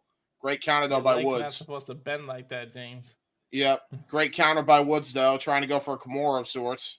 Yeah, he's trying to set up a Kimura, but Timothy saw it and grabbed his legs. Yeah, grabbed his good leg. But good counter wrestling there by Josh Woods. And now I think he raked the back of his head. Jesus Christ. That gorilla reminds me of the tattoo by Conor McGregor. He has that same gorilla on his chest. There you go. Now looks like he's trying to go for an armbar, regular armbar, but great sprawl there by Josh Woods, trying to keep the upward momentum so he can avoid the Fujiwara armbar attempt. Mm-hmm. Oh, transitions into a sleeper. Again, great counter wrestling by Josh Woods. Oh, he almost got into mount, but Woods is he sprawled and gave up his back, and now Thatcher's too high on his back. He might slip off. Yeah, that was exactly what he was. That's exactly what he was going for. He was like, no, not today. Mm-hmm. Gave a butt shot to the crowd, though, over there twerking a little while he was doing that. That's why the crowd was making that noise. Nice leg kick by Thatcher. But he got caught. Woods reversed the leg kick. Oh, almost turned him into a pretzel there. Timothy Thatcher had to get back onto his front quick. Now the elbow strikes to the side of the ribs. He exposed his ribs, and it was beautiful, beautiful, beautiful move. Yeah, great knee strike, too, onto the other side of the ribs. Now trying to go for palm strikes. Great defense there by Thatcher. Awesome. Whoa. Oh, look at the reversal. Man, every match has had some beautiful transitions and reversals. Yeah, man. Look at the intelligence of Woods. Look at that. To grip his own arm to make sure he can't get submitted. Not only that, Walter, but he actually rolled through into that as well. So he absolutely took pressure off his arm. That was brilliant. But he rolls right into a knee by Thatcher to the back of the shoulder. Yeah, hey, there's pros and cons to every reversal. Another knee right to the shoulder blades, right in between the shoulder blades. Yikes. And now look at that knee straight to the side of the cranium of Josh Woods. And now Timothy Thatcher into a head scissors. Got broken up by Josh Woods. Yeah, trying to get an arm bar. Couldn't get all of it. Ooh, got caught in the leg bar. Out of the way. Yep. Oh, going for a Brock lock here. Stretch muffler by Josh Woods. Now trying to transition. By both gentlemen. Yeah, man. Oh, trying to go for what looked like a Boston Crab. And now both men kicking each other. Yeah, they're going for each other's thighs with leg kicks here. And now going for the good leg this time. Going to try to weaken both legs here. One leg is already weakened with a kinesio tape. Thatcher now just tugging on that ankle with a good leg. Oh! Oh, no. That's really rough, the way he was pulling that ankle back. Yeah, your ankle's not supposed to twist that way. Nice elbow to the same ankle. Yeah, great maneuvering there. And now he's just twisting Woods it is again. just trying to relieve the pain off his own ankle, but if he doesn't know it, he could get a rear naked choke here if he wanted to. Yeah, right. That's exactly what he's trying to go for. Thatcher, though, was great defense trying to avoid it from happening. Yeah, good defense. Oh, God. Twisting that ankle again, making Josh Woods having to try and kick him in the back, and Thatcher just no-sold the hell out of it. Like, yeah, I'm not feeling your pain here. Oh, kick right to the hamstring. A kick right back to them shoulder blades by Thatcher to Woods. And Woods gets up with a forearm. European uppercut by Thatcher. And that absolutely leveled Josh Woods. Damn near a TKO victory there. Woods went down after that European uppercut. Yeah, he did. Now he's trying to go for a submission victory. I honestly think Thatcher should have gone for the ground and pound. He might have been able to knock him out there. Yeah, because the way Woods landed right in the back of his head. Yeah, you should have. I think Thatcher, that might have been a mistake. He should have went on the attack here, and now he's paying for it. He just got back tripped there, and now he's going to go for the deadlift German Beautiful suplex. German suplex, but he's not letting go, James. He's still gripping him. Yeah, he's going to stay into the German, possibly going to go for another deadlift German. We'll see if May Thatcher is three amigos. Yeah, Thatcher. If he gets three German suplexes on the back of his head, that might be all she wrote. Nice great counter! A Kimura. Oh no! Kimura, but Woods intelligently slides out. Oh, he got kicked. Referee didn't see him get kicked, and now both men fighting on the outside. The referee trying to break it up a little bit. When you get out of the ring, you're not supposed to touch each other. Yep. Josh Woods and Timothy Thatcher damn near almost got into a barroom fight on the floor. He's got a 10 count to work with. Ref is at 5, I believe. And now Josh Woods coming back into the ring. Back to the stand-up. Possibly a sort of a test your strength position. Yeah, Greco-Roman knuckle lock by both men here. See which one gets the advantage. Each man with their head on the other person's shoulder. I thought Woods was going to go for a knee there, but he thought better of it. Oh, nice rollover takedown. Oh, both men to the ground. That was brilliant by both men. Both men had the same idea, trying to knock each other out of the ring. Damn near turning into a sumo match here. Look at that, what's trending. Hashtag JBBSX or 11, I should say. Well, there you go. Bloodsport 11. Thank you, everybody that's watching on all active outlets. Thank you very much. We cannot do this without you, so thank you very much for tuning in. Oh, geez, uppercut, forearm strike, and now we're just trading shots between both men here. Going for it. We're just going for it now. Great defense, though, by Thatcher. Oh, what an insecurity! Thatcher. That might have laid Woods out. The way he fell, he looked like he might be out. Yeah, but Thatcher looked like he was out after that flurry from Josh Woods earlier. There were those up kicks. And now it looks like he's going to go rear naked choke. But good wrist control by Thatcher. Yeah, keeping that arm from going all the way up. But Woods still has an arm under the chin, so Thatcher's got to be careful. They almost rolled out of the ring again. Yeah, I think that was the intention by Woods, though. Try to either break it up by Thatcher. Excuse me, Thatcher trying to break it up by rolling out of the ring, and there he goes. He did it again. Thatcher hit his head on the railing on the way down, I believe. Yeah, he did. And again, it doesn't count because if he was knocked out there, oh Jesus, oh no! Oh, I thought he was going to suplex him from the canvas to the outside. Get in the ring, he said. He was about to try and German him into the barricade, I think. He said, let's go, kind of Max Holloway-ish, to point in the middle of the ring and say, let's go. Yep. And now both men are going crazy, and they go outside of the ring again. Oh, my God, we're turning this into a fight. It may be a no contest at this rate. In the outside, you're not supposed to touch each other, but these people have done it 5-6 times. Yeah, they don't give a shit. They're pissed off at each other. The referee making the count now. I believe we're at a count of 6. 8. Oh wow, that might 9. be how one of They them might is get trying a to no win. contest. Double It's count a no out. contest. Double count out. Crowd is booing. I don't think I've ever seen that in Bloodsport. Let's see who won here. I think it's a draw. It's a no contest draw. Yeah, both men are just going at each other here. Referees trying to separate each other. And now Josh Woods. There's going been to the 11 back. Bloodsports that not one match has ever ended like that. Crowd chanting bullshit after that one. And I don't think I think we're far from done. They want them to continue fighting. They wanted that fight to continue. Josh Barnett is still in the building. He could come out and restart it. It's his league. So, yeah, no contest. Neither men with the victory here. And I think the issue between Thatcher and Woods is far from over. A draw in the middle of Bloodsport. Wow. There you go. Set up the rematch for the next show. Exactly. Yep.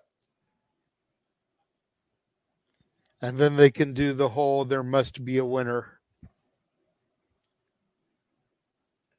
The old WCW arena being showed now. What's going on? Well, ECW arena, yeah. Yeah, That's what I GCW meant. versus the world. That's what that is. So while they show this little hype package, I got to know, Big Baller G. Are you ready? Your woman is the main event. Are you ready, G? You know, I'm so ready that I forgot I had this damn towel hidden in my closet ever since NXT days. Yeah, there you go, baby. I am so ready.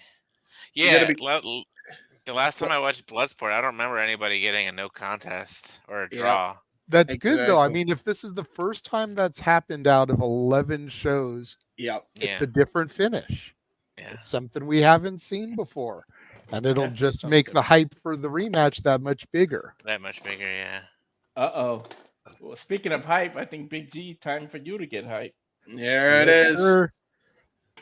Well, it's been an honor, Walter. Thank you for calling it with me, and I'll be calling the main event with Big G, it sounds like. Yep, and we'll be back after the main event. We'll run our watch-along trailer one more time, and then we'll dip out of everything here, gentlemen. So have a good call. Will do.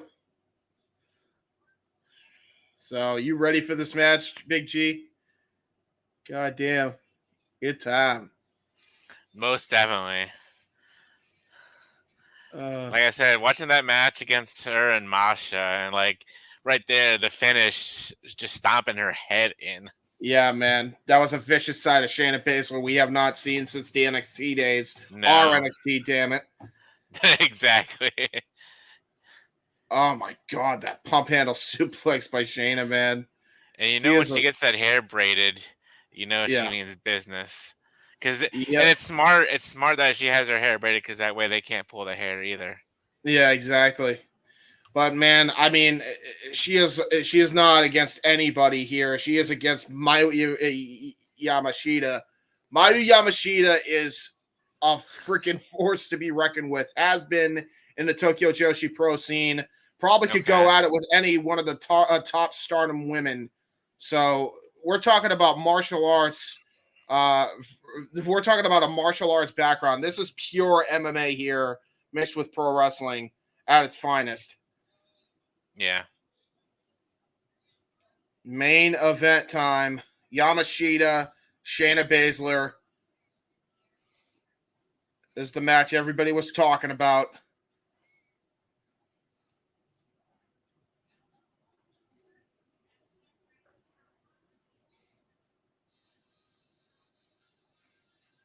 I was like, okay. I thought Shayna was gonna come out to some. I was like, this is not Shayna coming out. No, this is definitely Yamashita. But I like how they've been doing, like, especially with the WWE guys coming out to like different music, like Brutus and Julius did. Yeah, that was really cool. Yeah, I mean, it is an MMA style thing, so why wouldn't you have them come out to different music? But Master of the Pink Kick coming out now. Miyu Yamashita. Man, this is going to be such a hard-hitting match, I'm telling you. Yeah.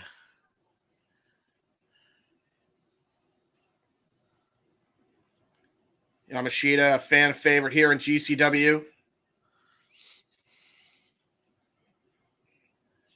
And we already saw how Shayna Baszler treated another GCW favorite in Masha Slamovich in the last Bloodsport. So this could be a very bad thing for Yamashita. She has to go at it with a flurry of strikes, I think. The strong style, the martial arts background has to come into play, and she has to get Shayna quick.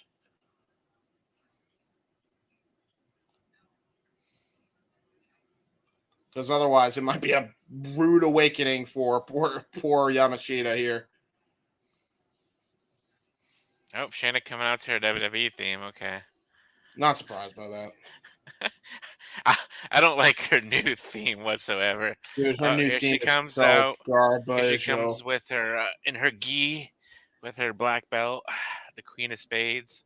Yeah, dude, they need to change her theme back to her original CFO's theme, or go back to the Mae Young Classic theme. One of those two. But I'm looking forward to it, man. I am too. You're the biggest Shayna supporter since day zero, pretty much. Pretty much ever since the Mae Young Classic, yeah. Yeah, and we know that she could get it done in Strikeforce. Her and Ronda Rousey were the pioneers of the Four Horsewomen in the MMA era, which is exactly how that got started. It was Strikeforce into UFC. Yeah. Shayna Baszler was a huge part of that, and now she's transitioning that into her professional wrestling success. Former NXT Women's World Champion, now coming in with a huge win, undefeated so far in Bloodsport, with a vicious statement win over Masha Slamovich, which is no small feat. No.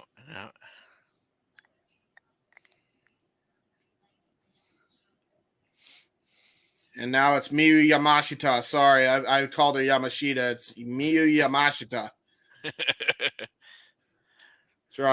I tried, folks.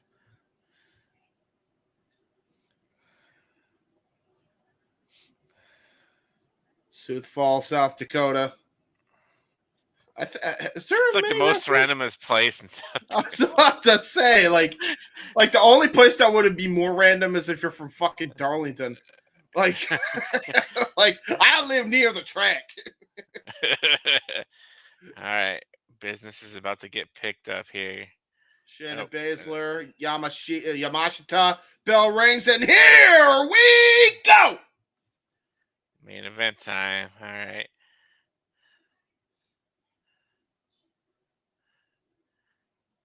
Both women trying to go for sprawling by Shayna. There's that wrestling background. Yeah, there it goes. Yamashita, you could tell she was trying to go for a strike early on, and Shayna absolutely put a stop to that right away. Oh, Shayna. There goes Shayna. Just messing around with her. Yeah, she could have used slap. She's just toying with her. She's toying with her now. Yeah, for sure. Like, she easily could have just knocked her out right then and there. She had her fist clenched up. Oh, all right. Here we go. Oh, no. Okay. Trying to go for a submission there, and Yamashita. However you pronounce it. Yamashita. There you go. I thought it was Yamashita. I don't know. Apparently there's a weird pronunciation. And look at this again. Shayna just playing with her at this point. Yep. If she's the master of the pink kick, then Shayna Baszler is the master of playing with her food here. Yeah. Look at that. She easily could have just stopped her. Yeah. Go ahead, G. No, you're right. Yeah. Shayna's toying with her, and I think Miyu is not having any of it right now. Yeah, Miyu is frustrated, it looks like. And look at that again, just kicking her legs. Oh, geez, almost got her with a pin kick. Oh, man. Shayna's like, Miyu's like, all right, bring it. Spinning back kick almost knocked Shayna's lights out. That would have been it if she connected with that, G. Could have very well been. I like Shayna's gear. She's got like the blood on the side of her pants. Yeah, Like it's the great. red. Yeah, you love it. Yeah, Oh, well, it there is you go. The Bloodsport, so there you kicks. go. There you go. Couple kicks to the knees. Yeah, both women here. Oh my God, here we go. Stand-up striking affair now. Yeah. I don't know. I feel like I would give the edge to Yamashita only because she's got obviously the background in strong style and obviously her martial arts background. I feel like she edges out Shayna. This is what she needs to do is go for that wrestling background here. Yeah. Oh, looks like Shayna's trying to go for some kind of submission here. Yeah, possibly Kimura lock here. Oh, elbow to the side. And then Yamashita trying to break it up with the elbows to Here the we side of the go. rib. Here we're gonna go. Oh, are we gonna get typical Shayna with her leg kicks? Yeah, right to the leg. kicks. I thought she was gonna go for her arm thing, where she like stomps on the arm, like bends the wrist and then stamp. No. Oh, Anaconda Vice attempt. Yeah. A great counter by Yamashita into that leg hook to prevent the Anaconda Vice from being locked in fully. Now going for a front face lock here. Yeah, got her in the front face lock. Shayna's trying to get out. Oh, looks like she got out. Hitting the side of the head. Yeah, just hammer fisting the side of her head, and Yamashita clasping that arm to prevent more strikes. If you notice there, G, that was great defensive wrestling there. Yeah.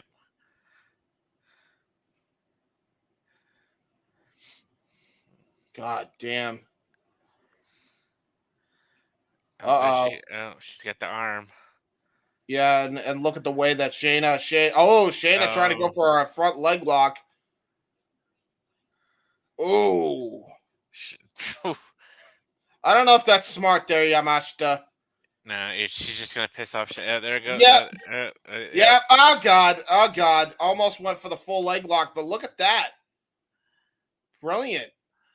She was able to get her leg to stop her from wrenching on hers. Yeah. Almost at a stalemate, both women here. Shayna still got that leg. Or no, yeah, their legs are like intertwined. Oh! What a kick right to the back of the head by Yamashita. Oof. Yeah, Shayna Baszler trying to find an opening here, and she can't because of that foot kind of acting like a defensive shield. Back up on her. Yeah, there she goes. She's back up. Now she's going to try to front face lock applied. Brilliant. Great sprawling though by Yamashita. Ooh, take Shayna down with that knee. Yeah, great knee strike. Kick right to the small of the back. On. Yep. Chokehold. Seems like she's hitting the back. Yeah. Shayna on it with her knees. Yeah, right there. Miyu Yamashita definitely shows she can hold her own against the NXT champion, former Strikeforce heavyweight champion. All right, here we go. Shayna with the joint manipulation. Got that wrist. Typical Shayna. Yeah, it looked like she was trying to go for the stomp to the arm, but no way that was going to happen. Now Yamashita trying to go for a Cobra Clutch, perhaps. Cobra Clutch, yep. Great defense, though, by Shayna Baszler, able to get out of that, go back on her feet. Oh, great takedown.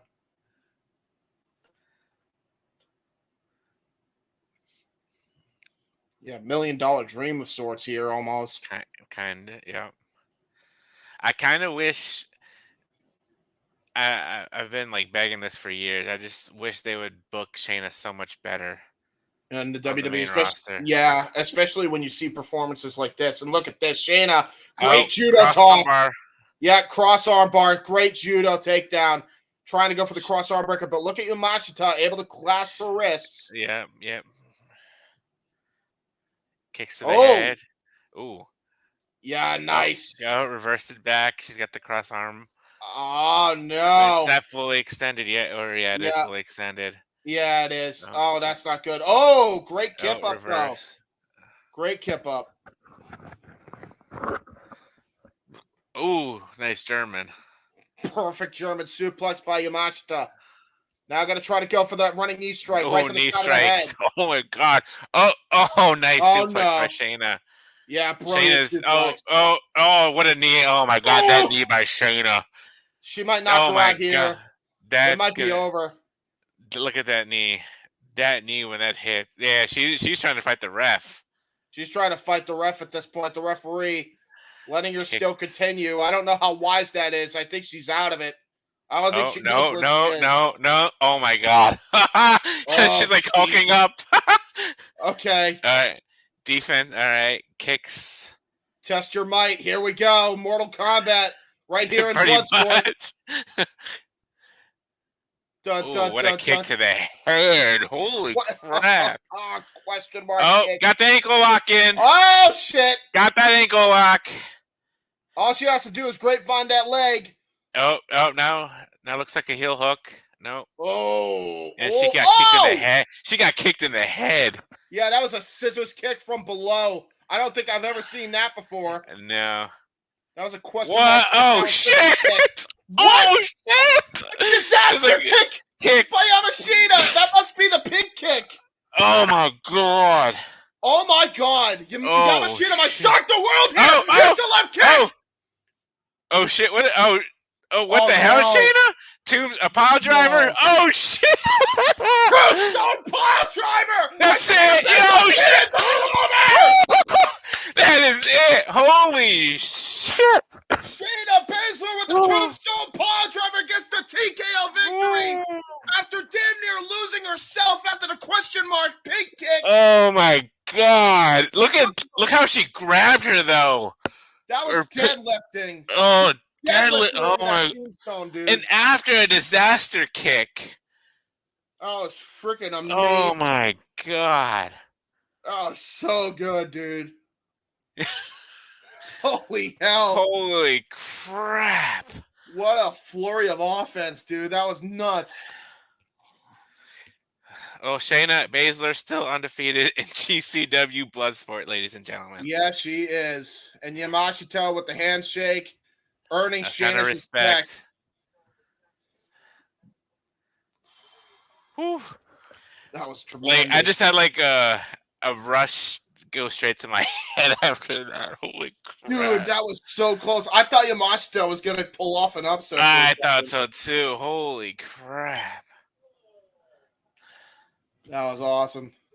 Good shit, Big G. Hunter, creative. Yeah. This right here is the fucking Queen of Spades. Do something with her, please. She's got the microphone. Oh, shit. And now the people are already walking out of the building and she's about to talk. How dare you, folks? Probably trying to beat the traffic, though. I get it.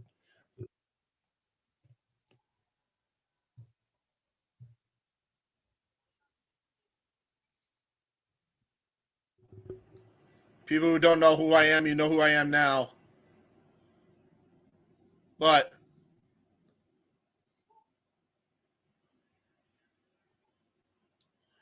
he owes a great deal of credit to Josh Barnett in this business of MMA and pro wrestling. Years ago when I retired from MMA, Josh Barnett pulled me aside and he took that so serious.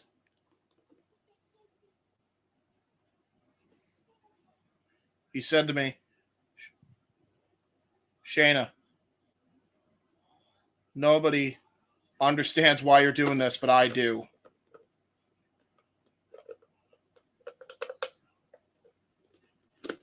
There are 20 wrestlers on this show that know exactly why I'm doing this. Standing ovation.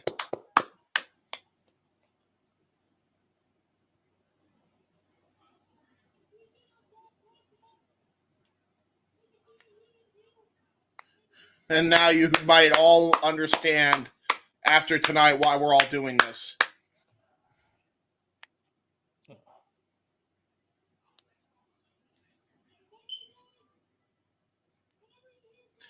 She said Shayna had no mic skills. Yeah. She said, Next time, folks, when you hear the name Josh Barnett coming to your town, make sure to batten the hatches because we're tearing it down. Whew. Good shit. Such good shit, pal. Fantastic. Well, That's how you book Shayna. As Shayna was giving that speech, we got a comment from the Simple Man in the chat. He says, "Surprise, boys! I was literally listening to y'all blindly during that last match. Big G, that's the most energy I've ever seen from you. Good show, James and Big G. Damn it, accurate." Yeah. Like the promo she just cut, like, and I have nothing against her tagging with Zoe. Like they make a good tag team, but her and the what was it? The and now with Sonya. Sonya now. Yeah, I called that ages ago. I said they were going to be a faction there. It's like more like an MMA faction almost. I love it.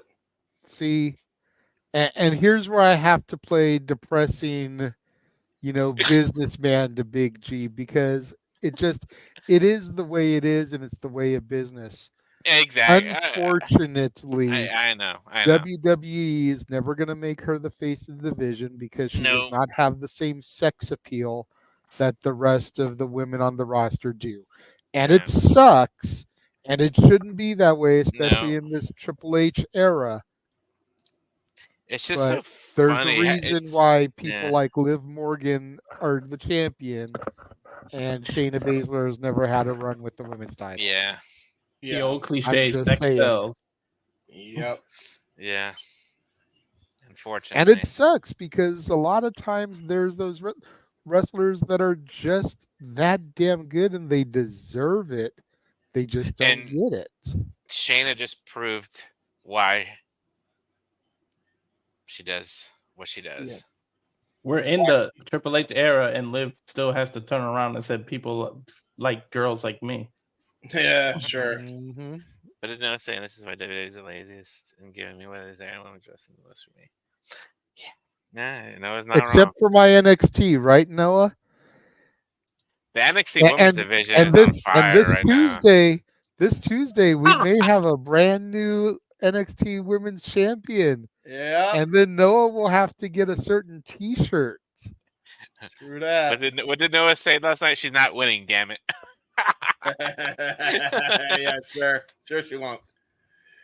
The only way she's not winning is if Rich Holland does some screw something up.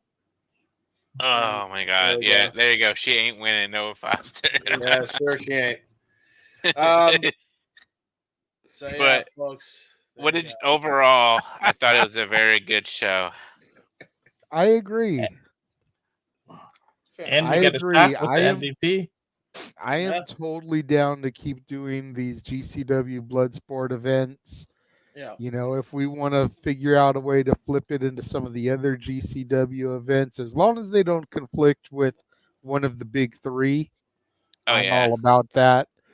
Because obviously WWE/NXT, AEW/Ring of Honor, and TNA take precedent. Yeah. Yes.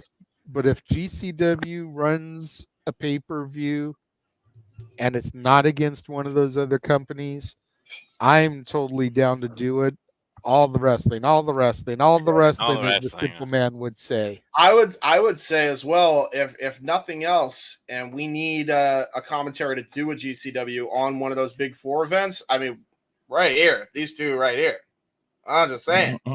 Yeah, I mean, if you and Noah are tied up because it's AEW, or me and Noah are tied up because it's WWE, absolutely. Walter showed me this evening that he can carry the play-by-play commentary when it comes to this type of thing.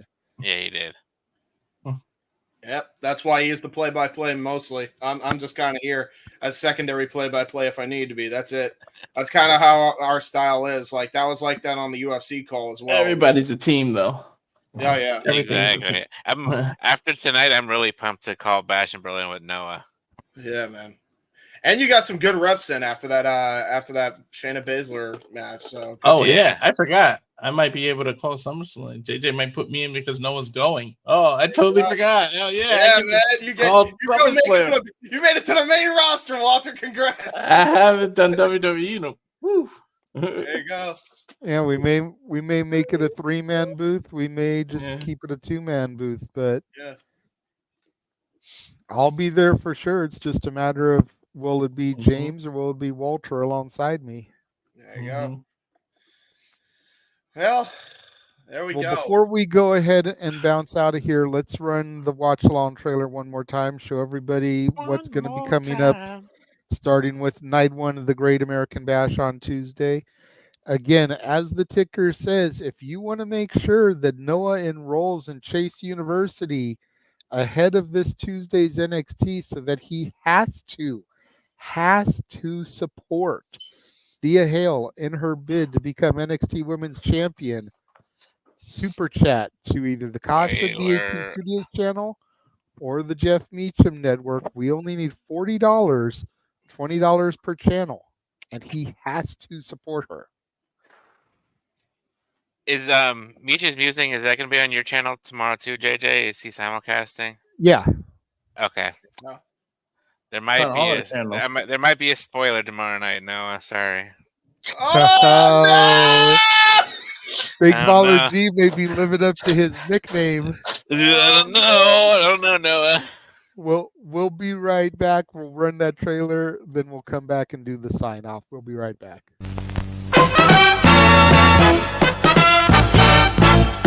And now, preview time. So let's take a look at what's coming your way.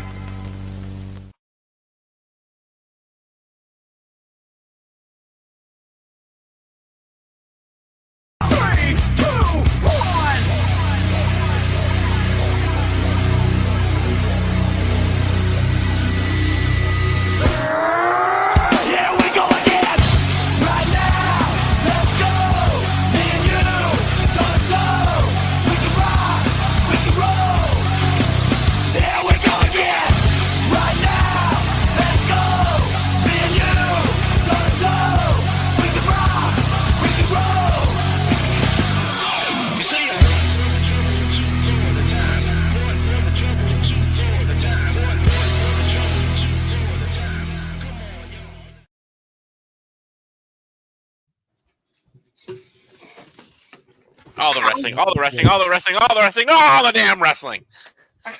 All the professional wrestling, damn it, and other combat sports. I just hurt my ass. You gotta come back in the frame too quick and busted your ass.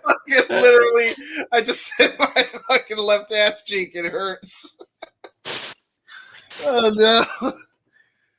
That was funny. So good call, gentlemen. Good show. Again, you guys saw the trailer, but make sure you guys tune in tomorrow. Is everything still in here? Yes. Okay. Meech's Musings, 4 p.m. Pacific, 7 o'clock Eastern. Stat Boy Sports Bar, Tuesday, 3 p.m. Pacific, 6 o'clock Eastern, followed by our coverage of Night 1 of the Great American Bash, featuring Thea Hale versus Roxanne Perez. Simply predicting will be sometime this coming week. I think we've settled on Thursday, 10:30 Eastern, 7:30 Pacific, following our TNA watch along. Indeed.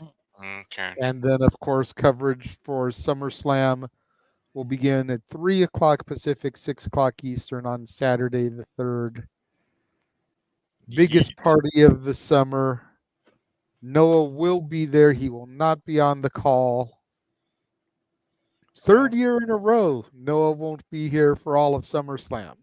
There you go. You should make a sign for the Jeff Meacham Network if he's close enough. He's not going to be close enough. He's going to be in the cheap seats, but it is what it is. Yeah, fair. All right. All right. Well, thank you all for joining us. For the simple man, Noah Foster, who is not here with us this evening. For the man whose name is on the marquee, Jeff Meacham. For Big Baller G. For the Combat King, Mr. Reliable Walter Cruz, for the He-Man James Hebert, I am the Renegade of Wrestling JJ Williams. We appreciate your guys' support for this Josh Barnett Bloodsport GCW coverage, and we will see you guys next time. The Jeff Meacham Network's Multiverse of Media. For over 15 years, the recognized symbol of excellence and the standard bearer in coverage of sports and entertainment.